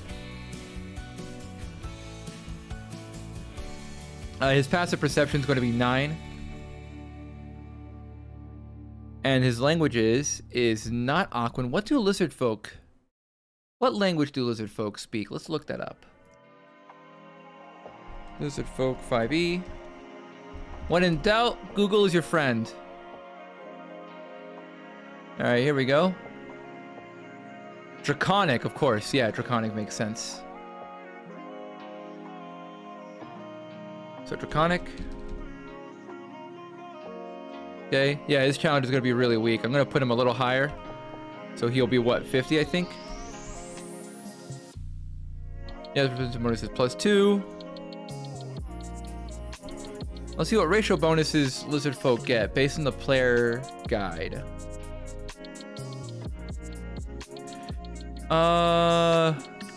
Yeah, hold breath is what I was thinking of.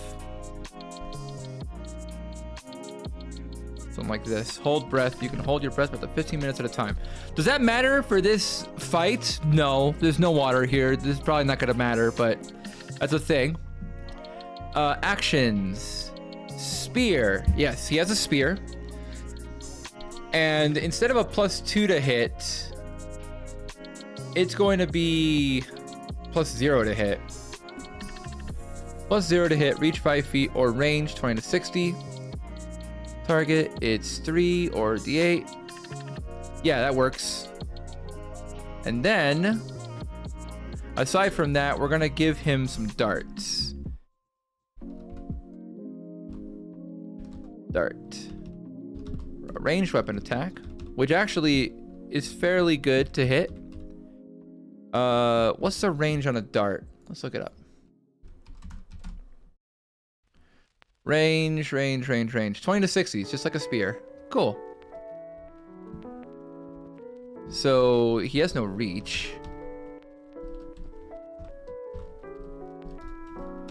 Range 20 to 60 feet, 1 target.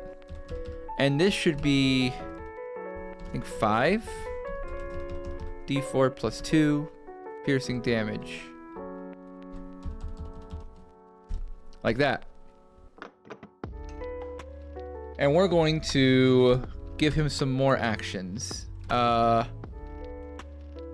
Reactions. And I can actually copy this most likely if we wanted to keep the headers nice and pretty. Where did my, okay. Reactions. How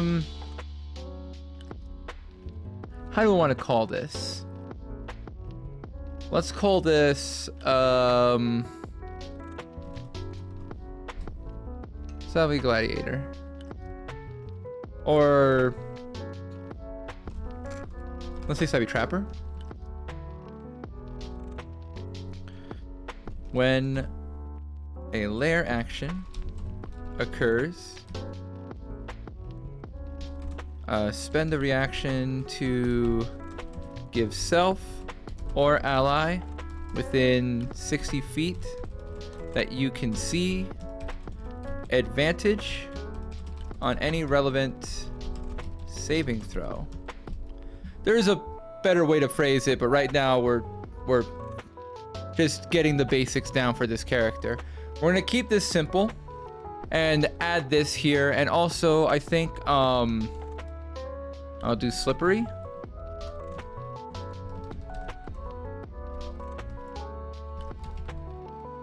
Slippery when targeted by a melee attack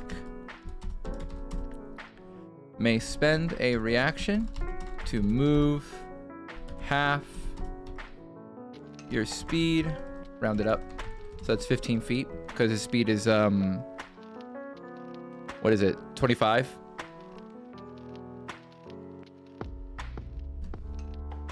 Yes.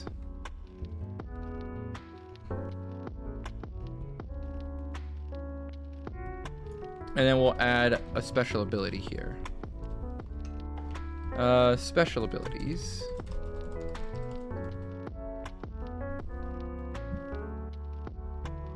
We'll do a cowardly ability. Cowardly can disengage as a minor action. Sorry. That's some 4th E terminology coming back to me. It's a bonus action in 5th edition. Can disengage as a bonus action. Done! Look at that.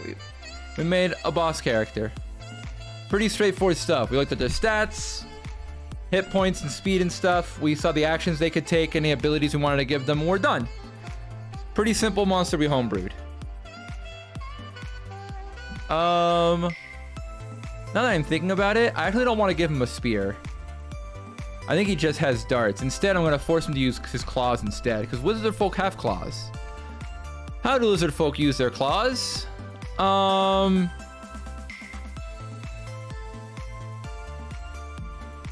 wow, I'm looking up the lizard folk rules. They have actually 13 plus dex for natural armor, so this actually should be even higher. 15 natural armor.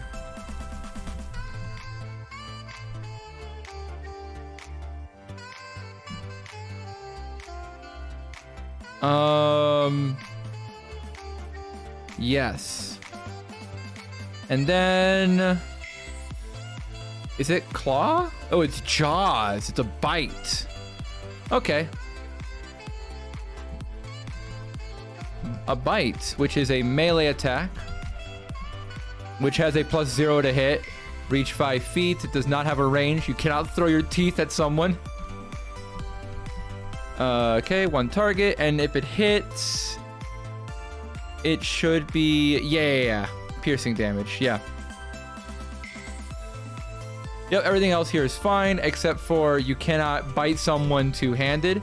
So there you go, this is what we're looking for. All right, we're done with this guy. Now we're gonna go ahead and make our little henchmen. These are gonna be actual, like, proper monsters. And we're gonna go ahead and use this guy as a base. And starting from the top, we're gonna start with a big guy who sort of acts as our little, as our tank. because the enemies that we fight can also have an appropriate composition, which can be used here. So we're gonna call this guy a lizard folk brute. And he's gonna be large, humanoid lizard folk. And he's gonna have less armor. I'm gonna give him 13 armor, because his dexterity is going to be low. I'm at 11. We're gonna give him high strength though. So this should be +0. And give him some toughness. But he's gonna be nice and big and dumb. So something like this. And because he's large, he's gonna have, you know, proper movement here. Okay, his stealth is not gonna be that great, but I'm gonna give him intimidation. Which is going to be a +1. And then what else? His passive perception is still 9. I'm gonna give him some saving throws as well. Saving throws. And we're gonna give him strength saving throw, which puts him at +4, I think? Yeah, puts him at +4. Alright. And these guys are going to be quite a bit tougher. So looking back at his hit points, he's going to have a lot more hit points. I'm going to set him to... If we do the math, let's say he has a D10, 3D10, plus a 2 here. That's what? 10 plus 8 plus 8, 26. No, 10 plus 6 plus 6 is 24 plus... So he'd have 30. He'd have like 30 health. Right? If we did this. And actually, looking at this, our pal here should have not this much health. He should only have probably around 19. Yeah, he should have only 19. Because it's going to be 8 plus... Bleh. 8 plus 5 plus 5, which is 18. Plus 3. No. That was correct. That's 21. Right? 8 plus 5 plus 5 is an extra... Yeah. It should be 21. And this should be 3d10. 10 plus 6 plus 6 is 22. Oh, he should have 28? 28 HP.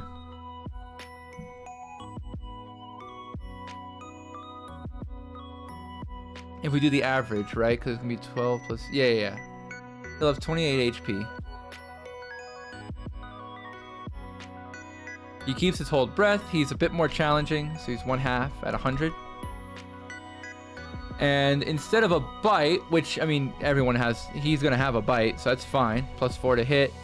It's going to be 5 plus d6 plus 2 piercing damage. And instead of a dart, he's going to have a big mace. And actually, because... Yeah, mace. Melee attack. Whoopsie.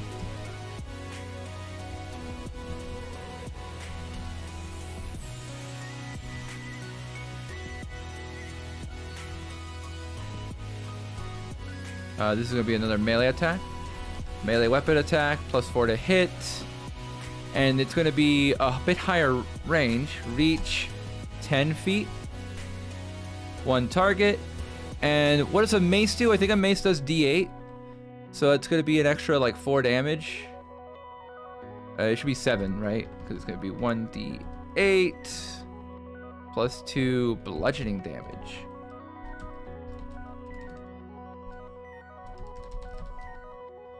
And then we're going to add a multi-attack here. Multi-attack. The lizard folk brute makes 2 mace attacks. What are other cool things that lizard folk can do?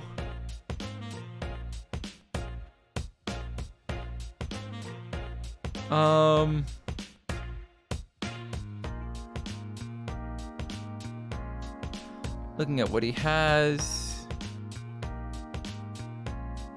Oh, Hungry Jaws. That looks cool. Let's add that.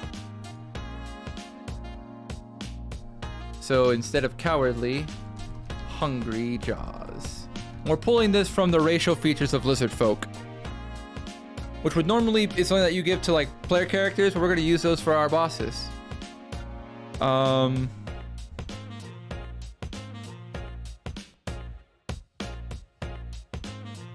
Yes. Once per short long rest, the lizard folk brute can make a bite attack as a bonus action. If it hits, the lizard folk brute also gains 2 temporary hit points. There you go.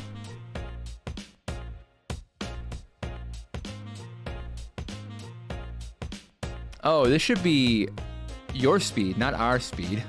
Our speed. Let's go ahead and fix that here.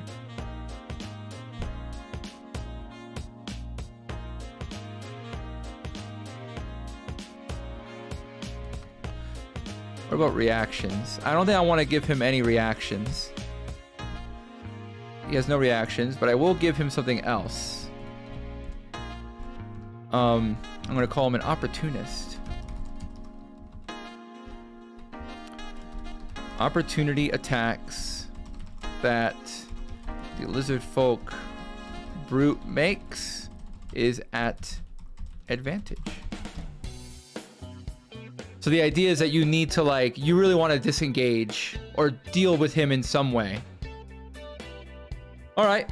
So we've got our enemy here. We can also, by the way, put these stats up on these actual tokens here. So let's go ahead and get it. What is that? 21 HP, 15 armor. Oopsie. And what is his attack? If we assume that he uses a dart, that's a plus 4 to attack, right? +4? Yeah. Whereas this guy, I think, also is +4 for each of his. So that's going to be 13, 28, and 4. 13. Wait, no. 28. 13. Yeah. And 4. Now we'll add these people who do their stealthy stuff. We have our Skulker. Oh, let's go ahead and, again, let's do our quick copy here.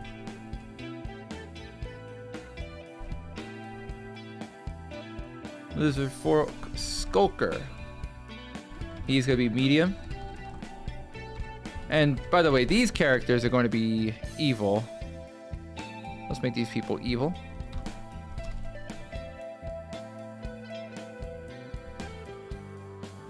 Okay, his armor class is going to be quite better.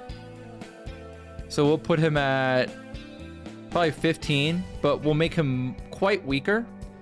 So he's going to be 3d8 minus 1. Because his constitution is going to be pretty poor.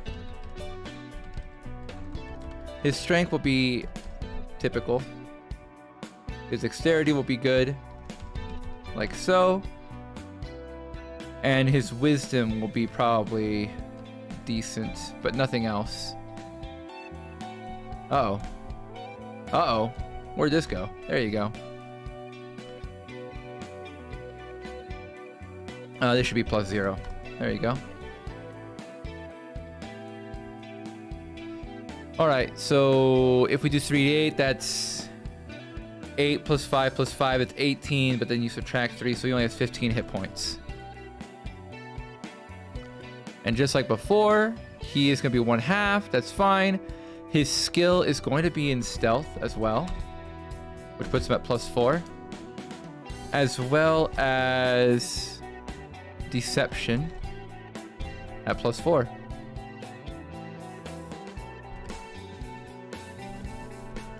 He has dexterity saving throw bonus. He has a passive perception. Oh yeah, you should have perception, not deception. I also want him to be the check on stealthy players. Perception plus 3. There you go. So his passive perception is 12. No, 13. Draconic common. Yep. Everything else is fine.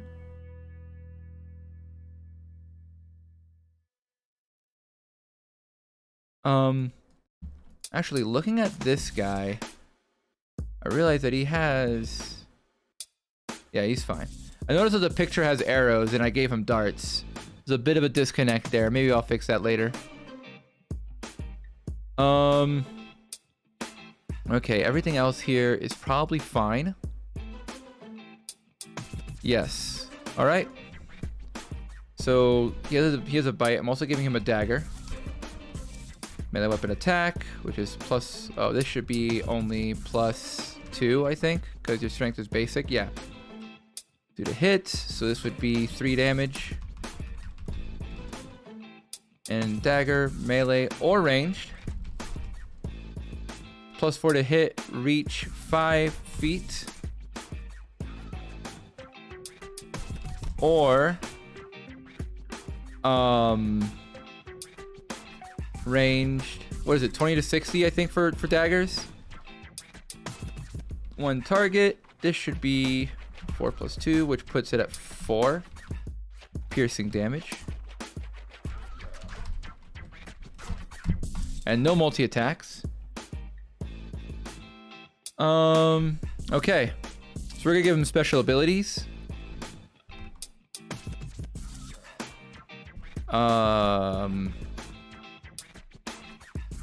Excuse me. We're gonna give him a sort of roguish ability.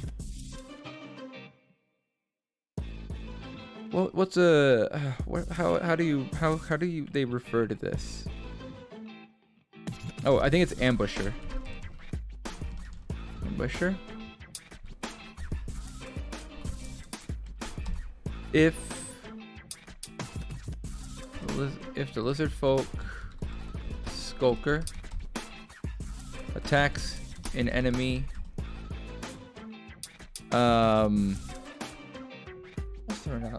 enemy adjacent to another enemy, adjacent to one of his. How I want to phrase this. When the lizard folk skulker hits an opponent with a dagger attack and that opponent is adjacent to at least, oops, I misspell adjacent, at least one of the skulker's allies, the attack deals an additional d6 damage. And then instead of an opportunist, we're gonna give him a sneaky beaky thing, which I'll just call not slippery, because someone else got slippery. Shadowy, I'll say. Shadowy can hide as a bonus action.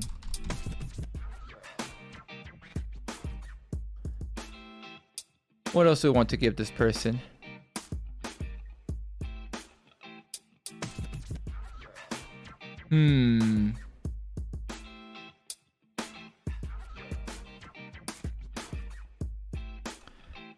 I'm gonna give this guy, let's see.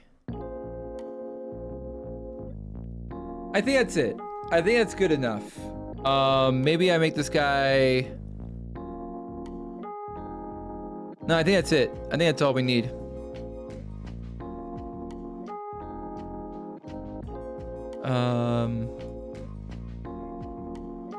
Actually, I'm gonna change this a bit. When a lizard Volkswagen hits a poker, a dagger attack. I'm gonna change this. if the lizard folk skulker was hidden at the start of his turn, his dagger attacks deal an additional d6 damage. So that way he hides. Next turn he comes out, ambushes someone, does extra damage. An additional 3 d6 damage.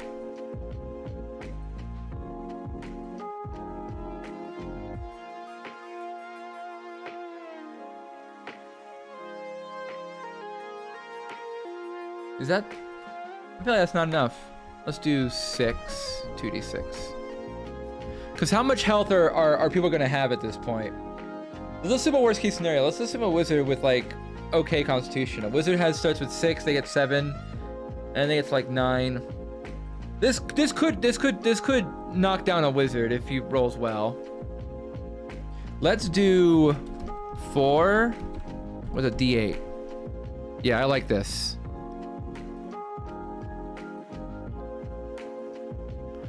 Yeah, this is better. Avoids like going way too hard.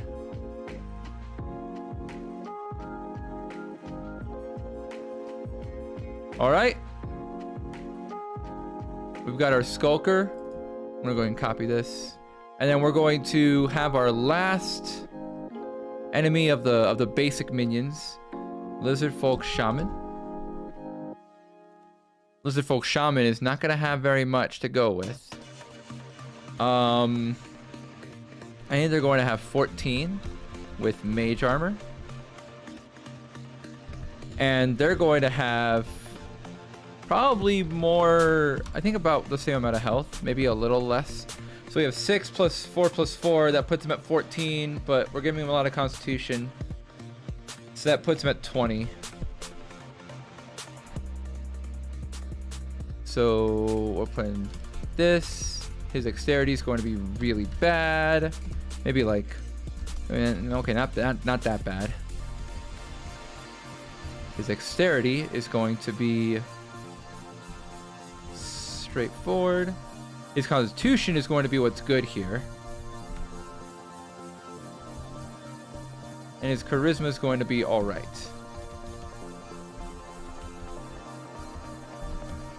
His wisdom is going to be bad. Let's make his strength really bad. Yeah, let's make his strength really bad. So I think that's okay, because 1 minus 1 minus 1. I'm going to double check his stats compared to the rest of them. So +2, 0, +2. Oh yeah. Not particularly. Oh, this guy's a little tougher than normal. I think his charisma should be even worse. Yeah, let's do that. Which puts his intimidation back to just +0.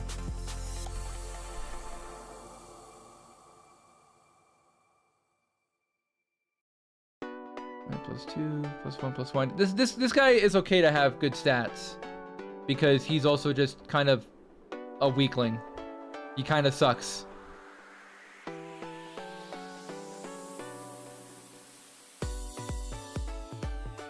And then this guy, what does he have? It should average out to like minus to like +0. So +2, +1, and then -1 to all the others. Okay, yeah, he's fine. All right, everyone's stats are a bit closer to being in line. All right, so his skills should be in Arcana, which is going to be +1. Oh shoot, that guy had perception spelled wrong. Let's fix that.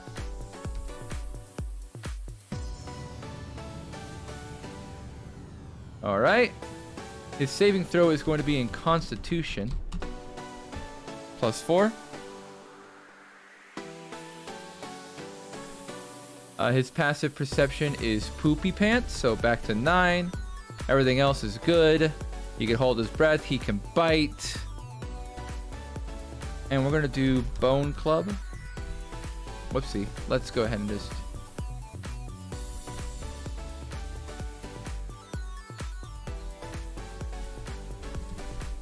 Club, a melee attack. This attack should be +0 to hit, which is going to be 1d6 -1 piercing damage. Oh, by the way, did I actually do that properly with you as well? Because your strength is weak. Yeah, you should do even less damage. Right? Yeah, you should do less damage. -2.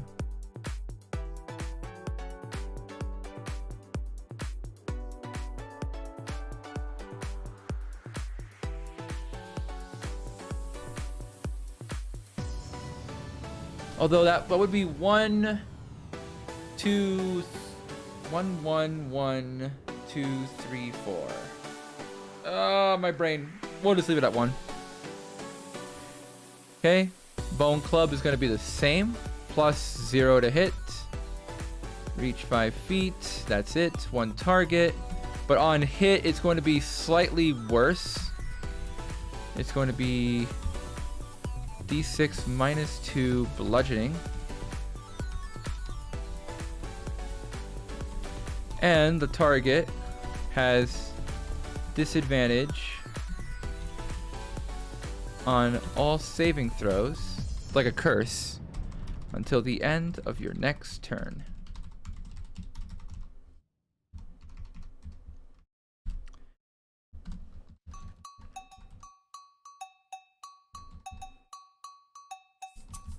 And now what I'm going to do is I'm going to take a second to look at the various spells I could give this lizard folk to make him a bit interesting from a magic perspective. Because I want to give him spells that are very clearly something that you can deal with. And I want it to tie back into the components that we had discussed on the, what was it, the 3rd floor. Because he sort of fills in the magic part of that test. So let's go ahead and look for that. Spell list. Let's do Sorcerer.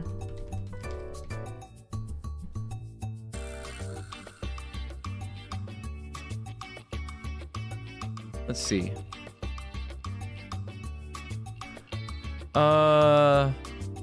Okay. These are what, cantrips? Let me look at first level spells.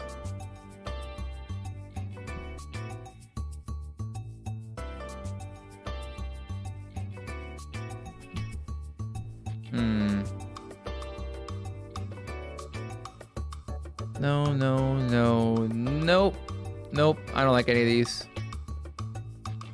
All right, let's look at our cantrips. We can do control flames, which doesn't actually do damage. I thought you could do it. I must be thinking of create bonfire. Yeah, that's it. Create bonfire is what I'm thinking of, but I don't want that because I want one with a very specific thing. Is lightning lure good? Yes, lightning lure is fine.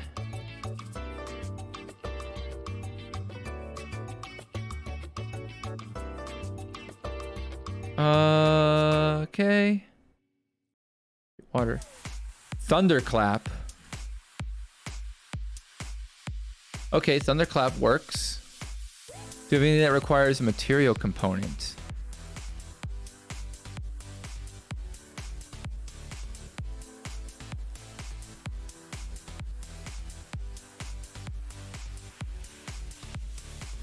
No, we don't.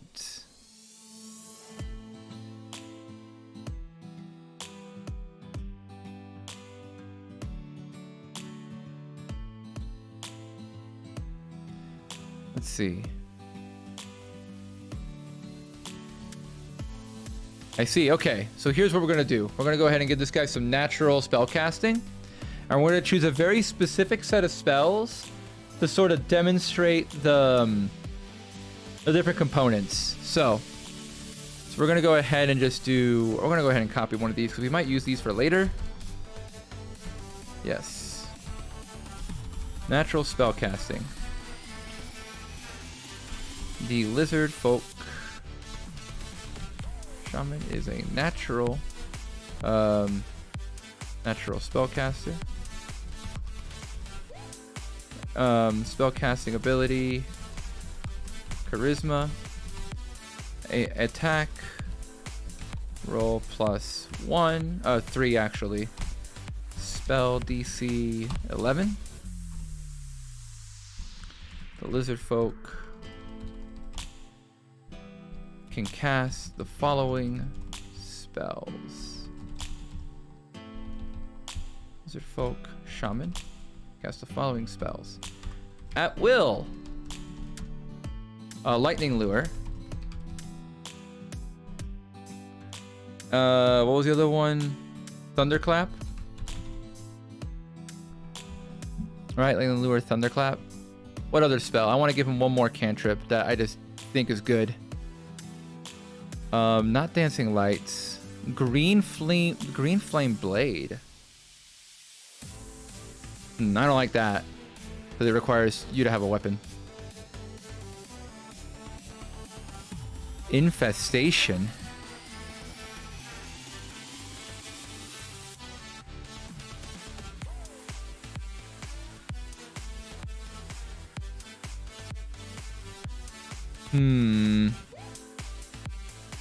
Yeah, I kind of like the idea of infestation.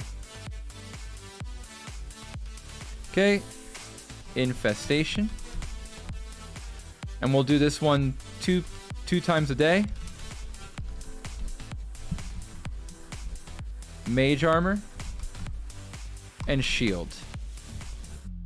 Right?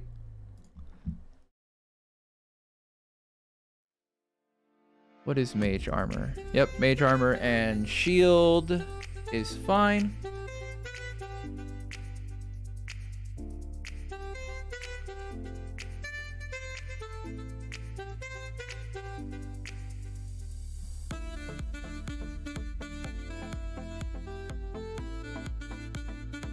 And there's a reason why we choose these spells, because they have specifically a verbal or somatic component. Some of them have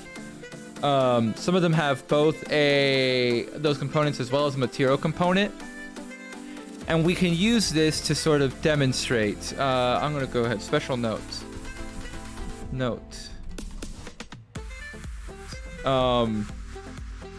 Players can prevent the casting of some spells with certain actions.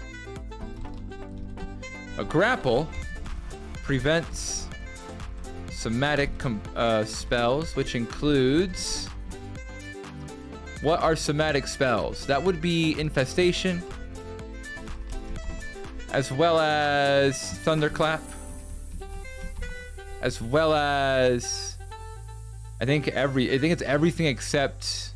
What is mage armor? Where's mage armor?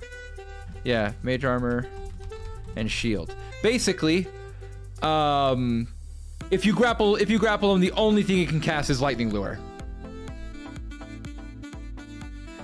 And lightning lure, by the way, has the specific effect that the target succeeds on a saving throw or gets pulled in a line towards you. So it does not help push someone away. So grappling is very good. Sleight of hand to take component pouch.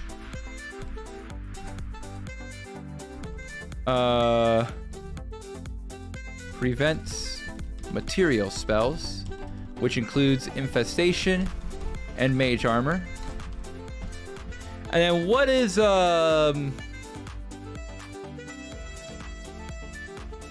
what would be a good response? How could you deal with verbal components? How do you shut them up? Not quite sure. I will figure that out. Maybe that's something that you won't really be able to deal with. But if I think of it, then we'll definitely include it. But if that were to happen, just as a heads up, if you were to shut him up, the only thing he could do is thunderclap. That's the only spell that doesn't require a verbal component.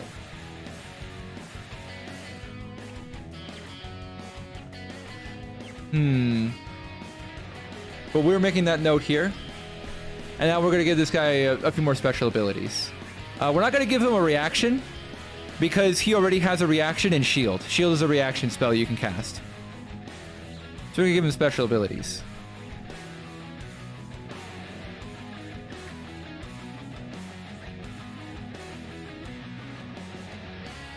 What spell? What are we going to give him?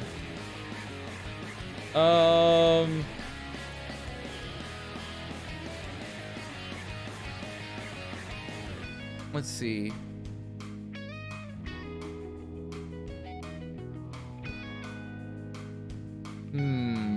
I know. We'll give him two really good abilities. We'll give him a really good ability and a really bad ability. First is... we're gonna give him Expeditious Retreat, which is normally something that you have to cast a spell for, but we're gonna say he always has it. And this means that he can dash as a bonus action. And then finally, we'll give him Frail. Has disadvantage on all saving throws. Just period. He just has a disadvantage on your saving throws all the time. So that way, the best way to deal with him is to basically hit him with status effects or cast spells on him. So you can get that sweet mage versus mage action. What? Oh, shoot. I don't know what happened here, but I have a bunch of stuff. We're going to go ahead and just do this. Like so. There you go. That's what I wanted to do. And these are the correct... No, these stats are incorrect. No, my stats. -7. Oh, shoot. Let's undo all that stuff that I just did. Because I realized that these stats are fine. Good, good, good. Then the Bone Club. Then it's this stuff that's a problem.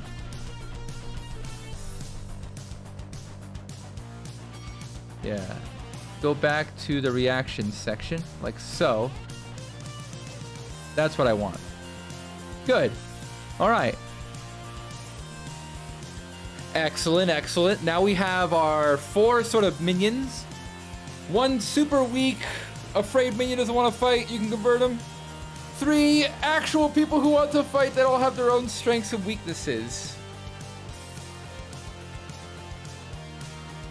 And then on top of that, we finally have our big baddie who's going to be tough on multiple fronts. And this is the guy that finally jumps down to fight if you can beat all his 3 minions.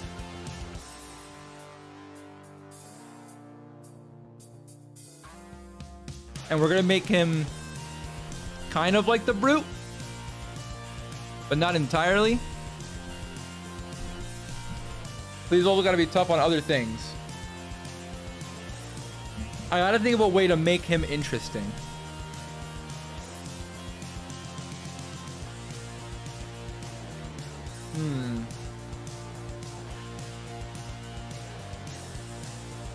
Was it full boss?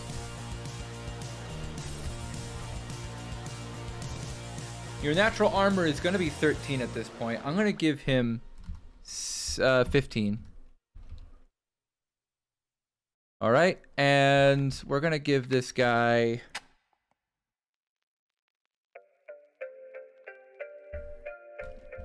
$12, which gives me basically 31, because it's gonna be 12 plus 7 plus 7. That's 26.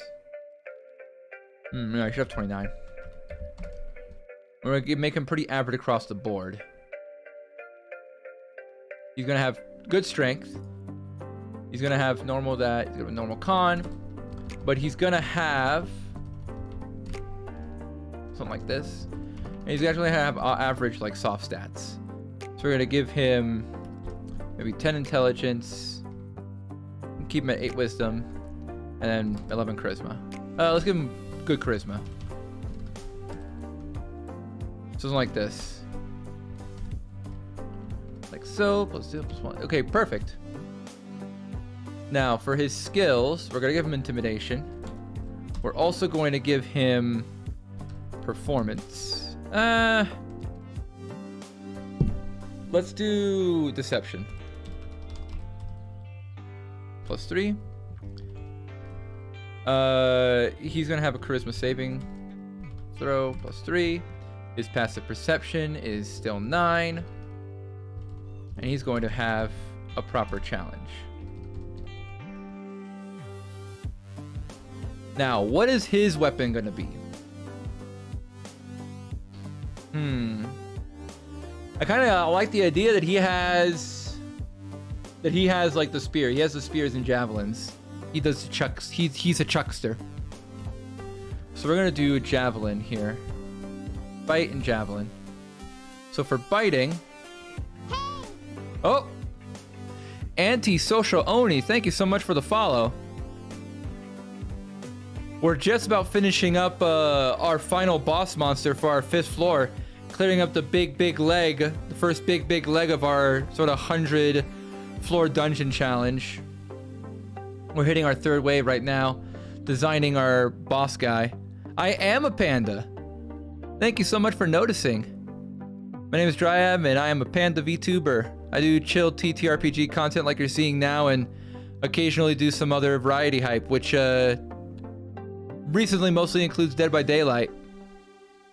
You can catch me in the very early mornings or relatively early-ish Saturdays. Just a little bit, maybe a little bit. Hope you're having a good weekend so far. So he has natural armor because he has a freaking shield. I'm gonna add that to him. I'm actually gonna mention that's natural armor plus shield. Hope you feed yourself nutritional food, unlike other pandas. Now, since you're mentioning it, I actually have. Hold on. You hear that? That's fiber. That's fish oil. That's the vitamin D. And I got a multivitamin somewhere. Where is it? Where is it? Here you go. That one's almost out. I gotta get more. I'm running out of the multivitamin. And this. Oh, those are Sour Patch Kids, but they feel like vitamins to me. They feel like a necessity in my life. I've been fighting a crippling Sour Patch Kid addiction for the last week.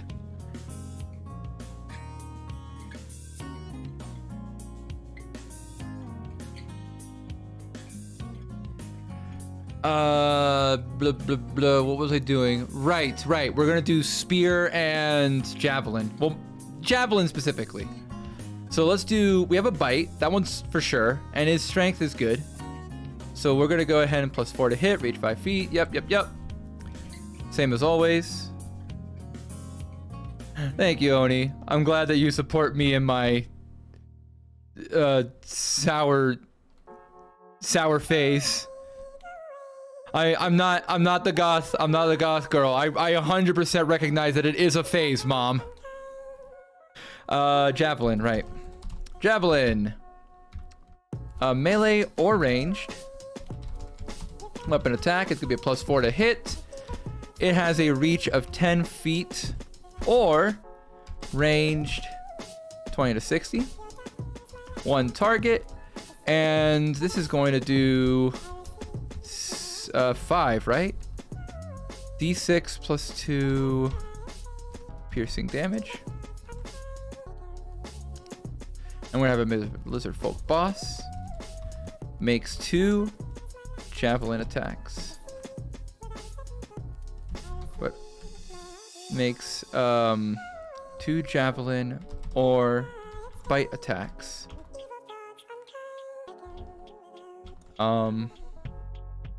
Yeah, I'm gonna say makes 2 melee javelin attacks. Or a ranged javelin attack. A ranged javelin and bite. Oh geez. And a makes javelin attacks, comma, or a bite and a ranged javelin attack. So he can make 2 melee javelin swipes with a multi-attack, or he can bite someone and chuck a javelin. Not big on knowing a whole lot about D&D. That's totally fine. I have a series. You can see VODs and time lapses of the first floor. I keep messing that up. The first 4 floors that I've made up to this point. So you can look at those in order to like, get an understanding of the rules. We are building a map. We're basically building a dungeon from the ground up, and you're hitting the finale right now. We're building a boss. We're at Build a Boss Workshop, and this is sort of what do they call it? A sort of finale, an aggregation of everything that the players in this dungeon would have learned up to this point, from basic ability and skill checks to combat rolls. I did make the map. You can see below that the assets that I used in order to build this map, I mean, it's not 100% perfect, but it's enough to get everyone in. But you can see that all the other maps I have, they're all made, quote unquote, from scratch by me. But of course, I have to give credit to Forgotten Adventures. You can see in any of my YouTube links, I have a link to them. I think I should have a command for them, but I might not have finished it. No, I did not finish it. That's foolish of me. But yes, all the assets that I use to build the map is made by Forgotten Adventures. They make really good map assets. You can throw them into your game. There is definitely a link that I can share, and there's a link to in any of the YouTube videos that I have. Any of the YouTube VODs are going to be in there. So they make the assets, but I am the one who's taking all the pieces and basically assembling it into a cohesive floor, you know? So all this, so yeah, that's what's going on here. I do not fancy myself a particularly established artist. I'm not great with the art. Yo, hey Sig, how's it going? You're catching up to the tail end of the stream. I'm finishing up this boss fight here. We're about to go over legendary actions, and then the 5th floor will be done, and we're gonna call it a stream. We're gonna find someone to raid soon. You didn't make the computer parts, but you put it together. Yeah, something along those lines. There's still a lot of there's still a lot of satisfaction, creatively, of taking these pieces, even though you didn't like draw them yourselves, and turning it into a map with a door that you can look through, you know? Right, so where were we? We were finishing up this javelin. Not boss. And special abilities. We're gonna give this guy the hungry jaws. We're gonna pump this up a bit. Actually, no, it's already pumped because his constitution's not that great.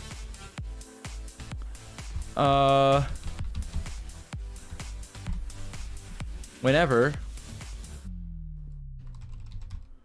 I'm gonna change this. One of the Lizardfolk hits with a bite attack. Hits with a bite attack. Lizardfolk boss also gains 1 temporary hit point. Okay. That hot Lizardfolk bod, you're not wrong. Wait, I shouldn't say that. I shouldn't say that. I make those sweet jokes like that, but then I like remember that I'm an anthropomorphic panda. And that might give off the wrong impression. We're gonna go ahead and hide that sweet bod right there. I am a panda, don't get me wrong, but I am a dryad first. My name is Dryad Min. So even though I like to be a panda on stream, technically speaking, I am a dryad first, and we're basically forest spirits. I just have a preferred animal shape to take, a wild shape as they called it in 5th edition. No, it's not Dryad Min, it's Dryad Min. Just stop, Sig, stop. This is too much. All right, I gotta finish this fast before I get bullied again. Sigber's making me feel some kind of way.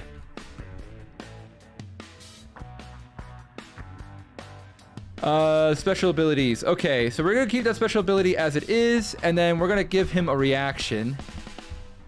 What reaction are we gonna give him? I don't know yet. What we're gonna do is we're gonna give this guy legendary actions. Legendary actions. So, the lizard folk boss has so this is the first boss. We're gonna keep it simple. 1 legendary action point. Let's do 2 legendary action points that can 2 legendary action points at the end of any character's turn, except at the end of any other character's turn. The lizard folk boss can perform 1 legendary action, spending the appropriate points. The lizard folk boss, regains all legendary action points. I'm sure the actual terminology that's used in like official 5th edition stuff is better, but this is basically how legendary actions work. There's some sort of resource that a boss has that gets replenished at the start of their turn, and it allows them to do things at the end of other people's turns. At the start of their turn. So slippery feet, 1 point. The lizard folk boss moves up to 30 feet.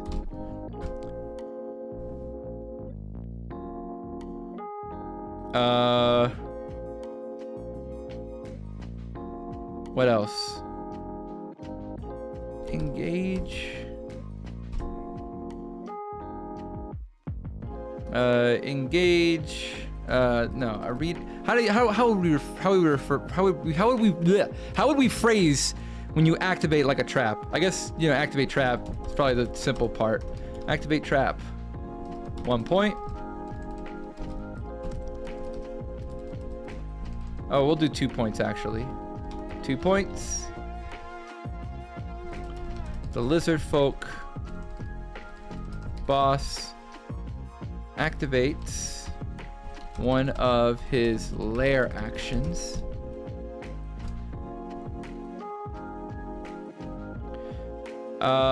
Then we're going to have another thing.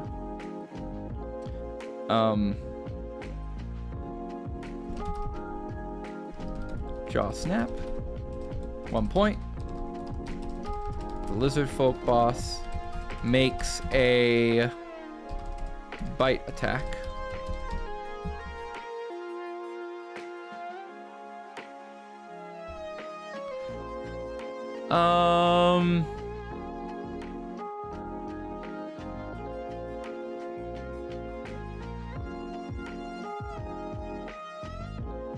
It was a really cool fight I made once when I was DMing. Took place in a potion shop cellar. Oh boy. Let me guess, a heist gone wrong?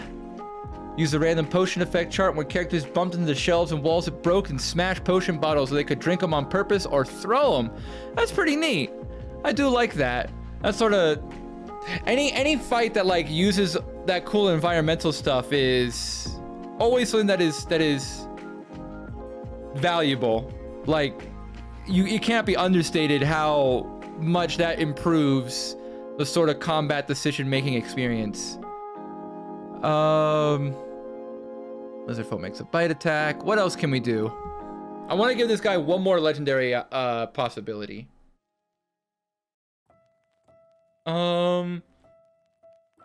Here's an idea. Resistance. 1 point. I'm gonna make this 2 points actually. This guy already does a lot of attacks. The lizard folk boss makes a saving throw against an effect against some makes a saving. How do you phrase it? Lizard boss makes a saving throw against an ongoing effect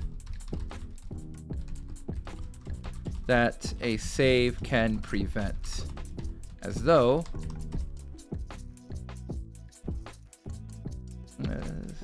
such as charm person, or can end, such as charm person, fear, etc. There you go.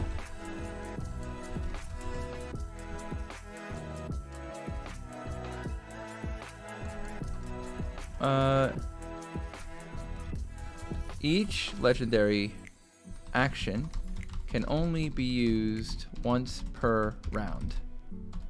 Those are folk with gains. Yeah. Okay. So actually, with this clause, we can bring Jaw Snap back to 1 point. All right. So now we have a proper boss monster.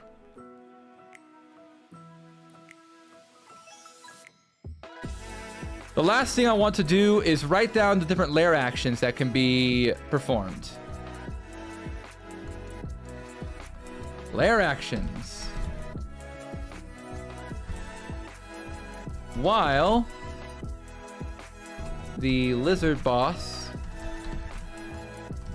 is on the benches in the 5th floor. The 5th floor being the floor that the players are currently on right now. Let's go ahead and put this in the GM layer so the players can't see it. 5th floor. The lizard boss. Oh, what the? Oh, wait. I should probably just... There you go. Lizard boss can activate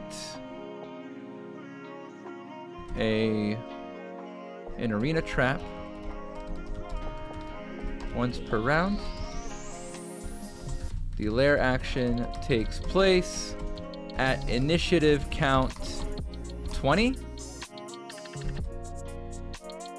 The same lair action cannot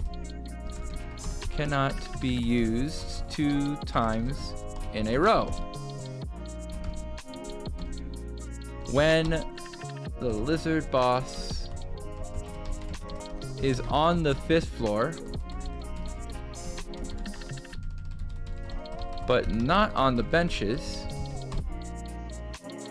lair actions no longer take place automatically, though the lizard boss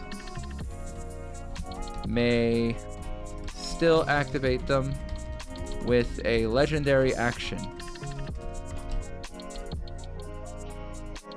Let's put this... There you go. Okay. Actions, or lair actions. This is too much. Let me go ahead and just do this.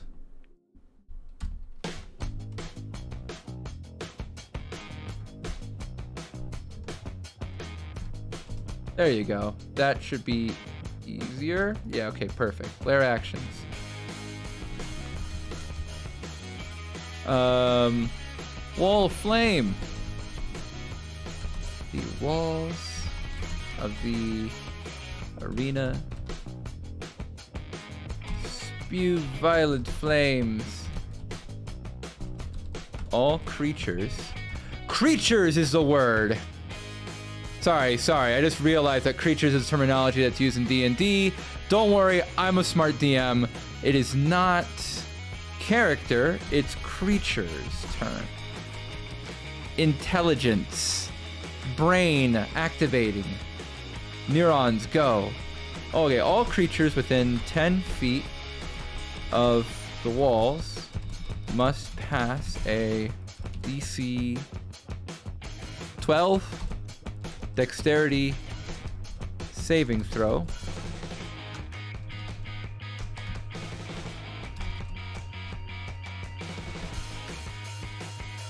Thank you, Oni. Or take 1d6 fire damage. Dexter, I stop. I know how to count. I know how to spell. Counting was unrelated, but I also just wanted you to know that I know how to count too. I could do numbers and letters. Shut up, Sig! No! Don't do it. Don't remind me. Don't say it again. I'm so close. My brain is melting. I'm so close. Okay. Earthquake. The arena starts to shake, causing one of the ruined walls to crumble.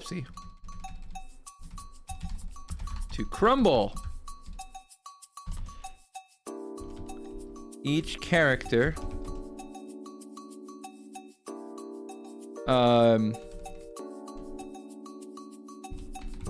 choose a wall randomly to crumble into rubble.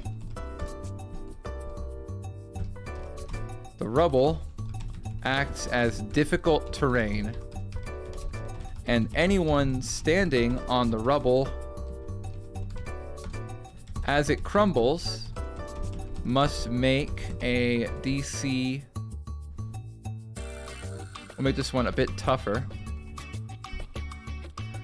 14 Constitution saving throw, or take D4, 1d4 bludgeoning damage and be knocked prone. Okay. Stinky Oil, the lizard folk boss,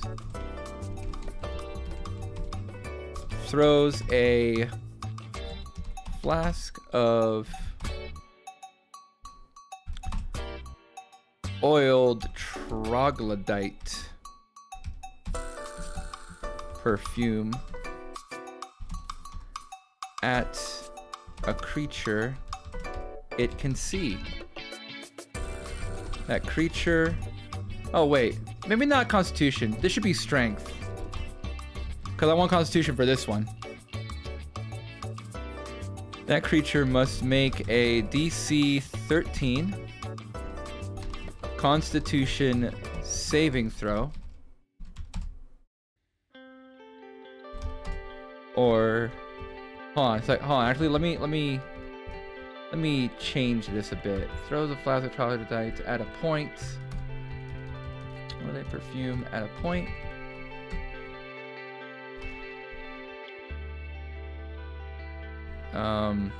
Up to, let's say up to 60 feet away. The bottle, or the flask. I am weaponizing the Stinky. It's absolutely being weaponized. When you deal with lizard folk, you deal with troglodytes. When you deal with troglodytes, you deal with Stinky. The flask shatters, creating a puddle of filth 10 by 10 feet. In a 10 by 10 feet square. Any creatures on the... Hold on. Yeah, any creatures on the puddle, any creatures on or adjacent the puddle. Wait. Any creatures that move or start their turn on or adjacent. I'm being way too mean today. I know. You mean just every day? You just mean every day, Sig? On or adjacent to the pile or the puddle must make a DC 13 Constitution saving throw.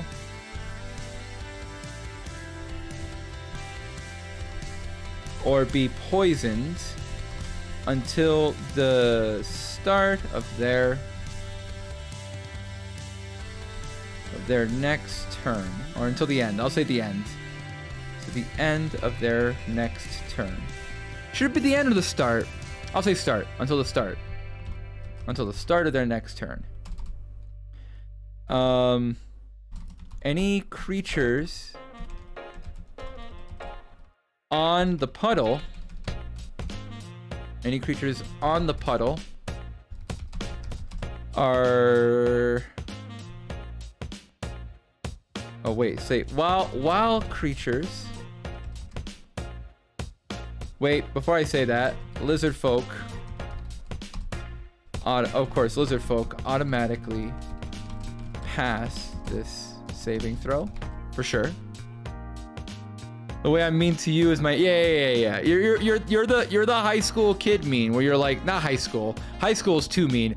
You're like the elementary school kid mean, where it's like you know you pull someone's hair, and then you're like, no, it's not. It's just because I appreciate you.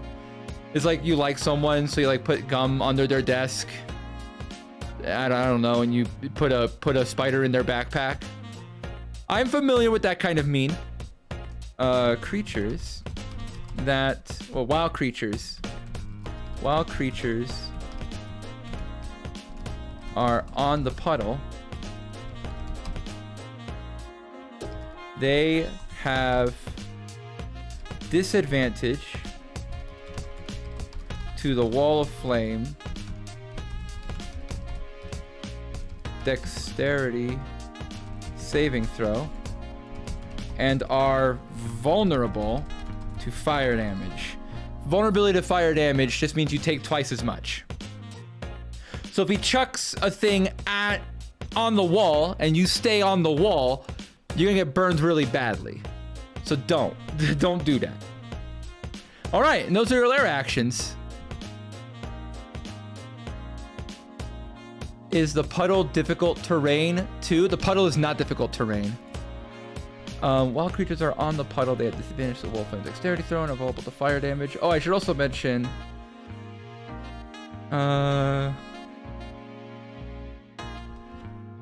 Yes. Oh, the puddle also ignites in flame if affected by the wall of flame.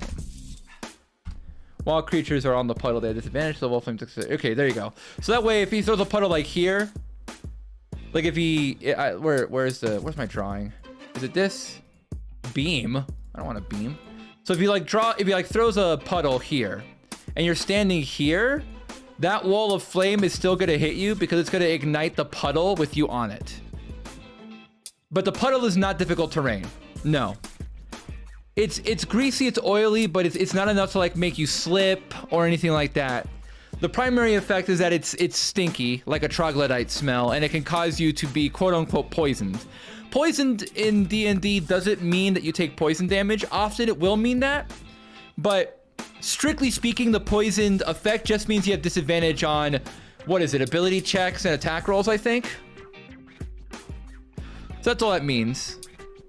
This should probably be closer to this. Yeah, something like this is proper. There you go. That's a proper circle. There you go. So, once again, we have our entrance, the big boss arena, the exit. We still need to get stairs. I realize that we still need to draw stairs for the players to actually get from here to this area, which I forgot to do. Let's go ahead and do that now before I forget again. But once we finish that, we have our boss characters, we have our minions, we have our environmental hazards, we've designed our lair actions, our waves, our legendary actions, and an unlikely ally in this little dude who's, I'm sure we'll make up a cute name for him later. And that'll be the 5th floor done. Where are the stairs? Where are the stairs? I need stairs. I just need like the stairs shadows.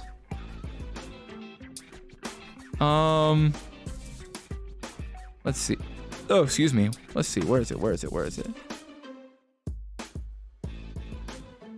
Yeah, something like this.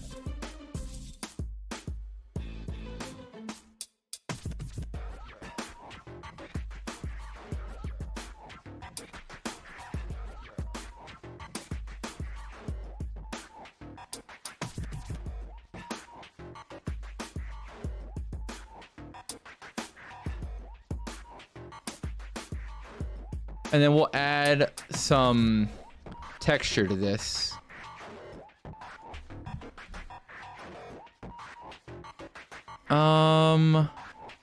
Yeah, we'll add some flagstone like this. Oh, this probably shouldn't be object utility. This should be a map thing. Map layer, thank you very much. The front. Something like this. Whoopsie.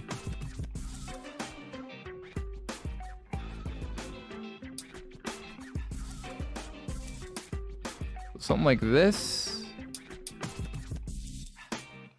All right, let's go ahead and just put this thing around. Make it maybe 2 by 2. Yeah, it's gonna be better.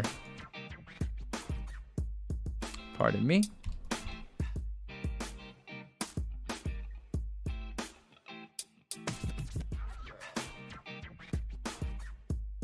Okay, how does that look? This needs to be a bit longer.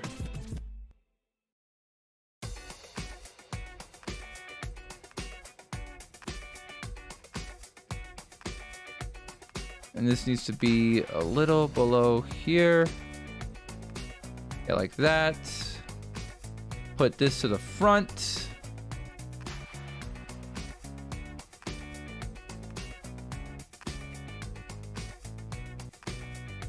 There you go. Now we have stairs. Now, of course, if players are brave enough during the fight, they could just run up the stairs and try to deal with the boss immediately. But the boss is going to call in the guards, and then they might have to fight everyone at once. So that's the thing that I haven't mentioned, because it's kind of something you want to play by ear. If they rush the boss, I imagine he'll call the guards immediately. You'll have a big, tough fight. But if you can kill the boss quickly, then the other people will probably stand down. That's a way you can handle this.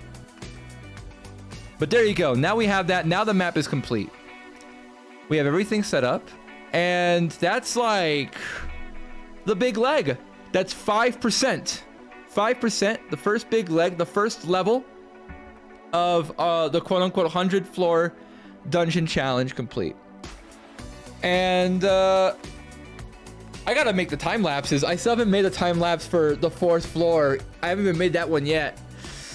It's still on my docket, but I'll get those time lapses in. And then next time we do D&D, I will probably see if I can find a group who is interested in running this game. So we're gonna see if people wanted to try it out, and we can actually see all of these designs, all of our theories, and see what happens in practice. Hopefully I can make an announcement about that soon once I find the right people. But until then, let's find someone to raid. Who can we raid? Oh, shoot. My girl Ferret. Who else is raiding? Just to double check.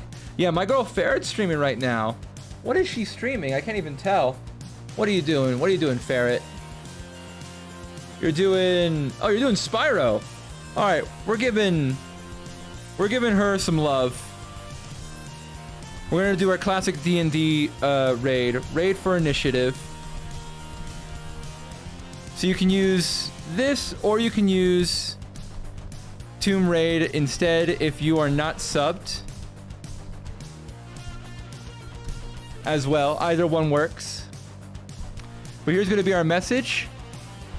Hope to see you guys later on. If you are interested in checking out more of me, I believe the Trisha is going to be streaming soon as well. I don't know when she's going to start streaming, but let me just shout her out right now. The Trisha is streaming later today. I'm going to send you to Ferret right now, so here's Ferret. Please give her a follow. And that's if you want to see more of me today. Until then, and otherwise, please let Ferret know I said hi, and peace out, Cub Scouts.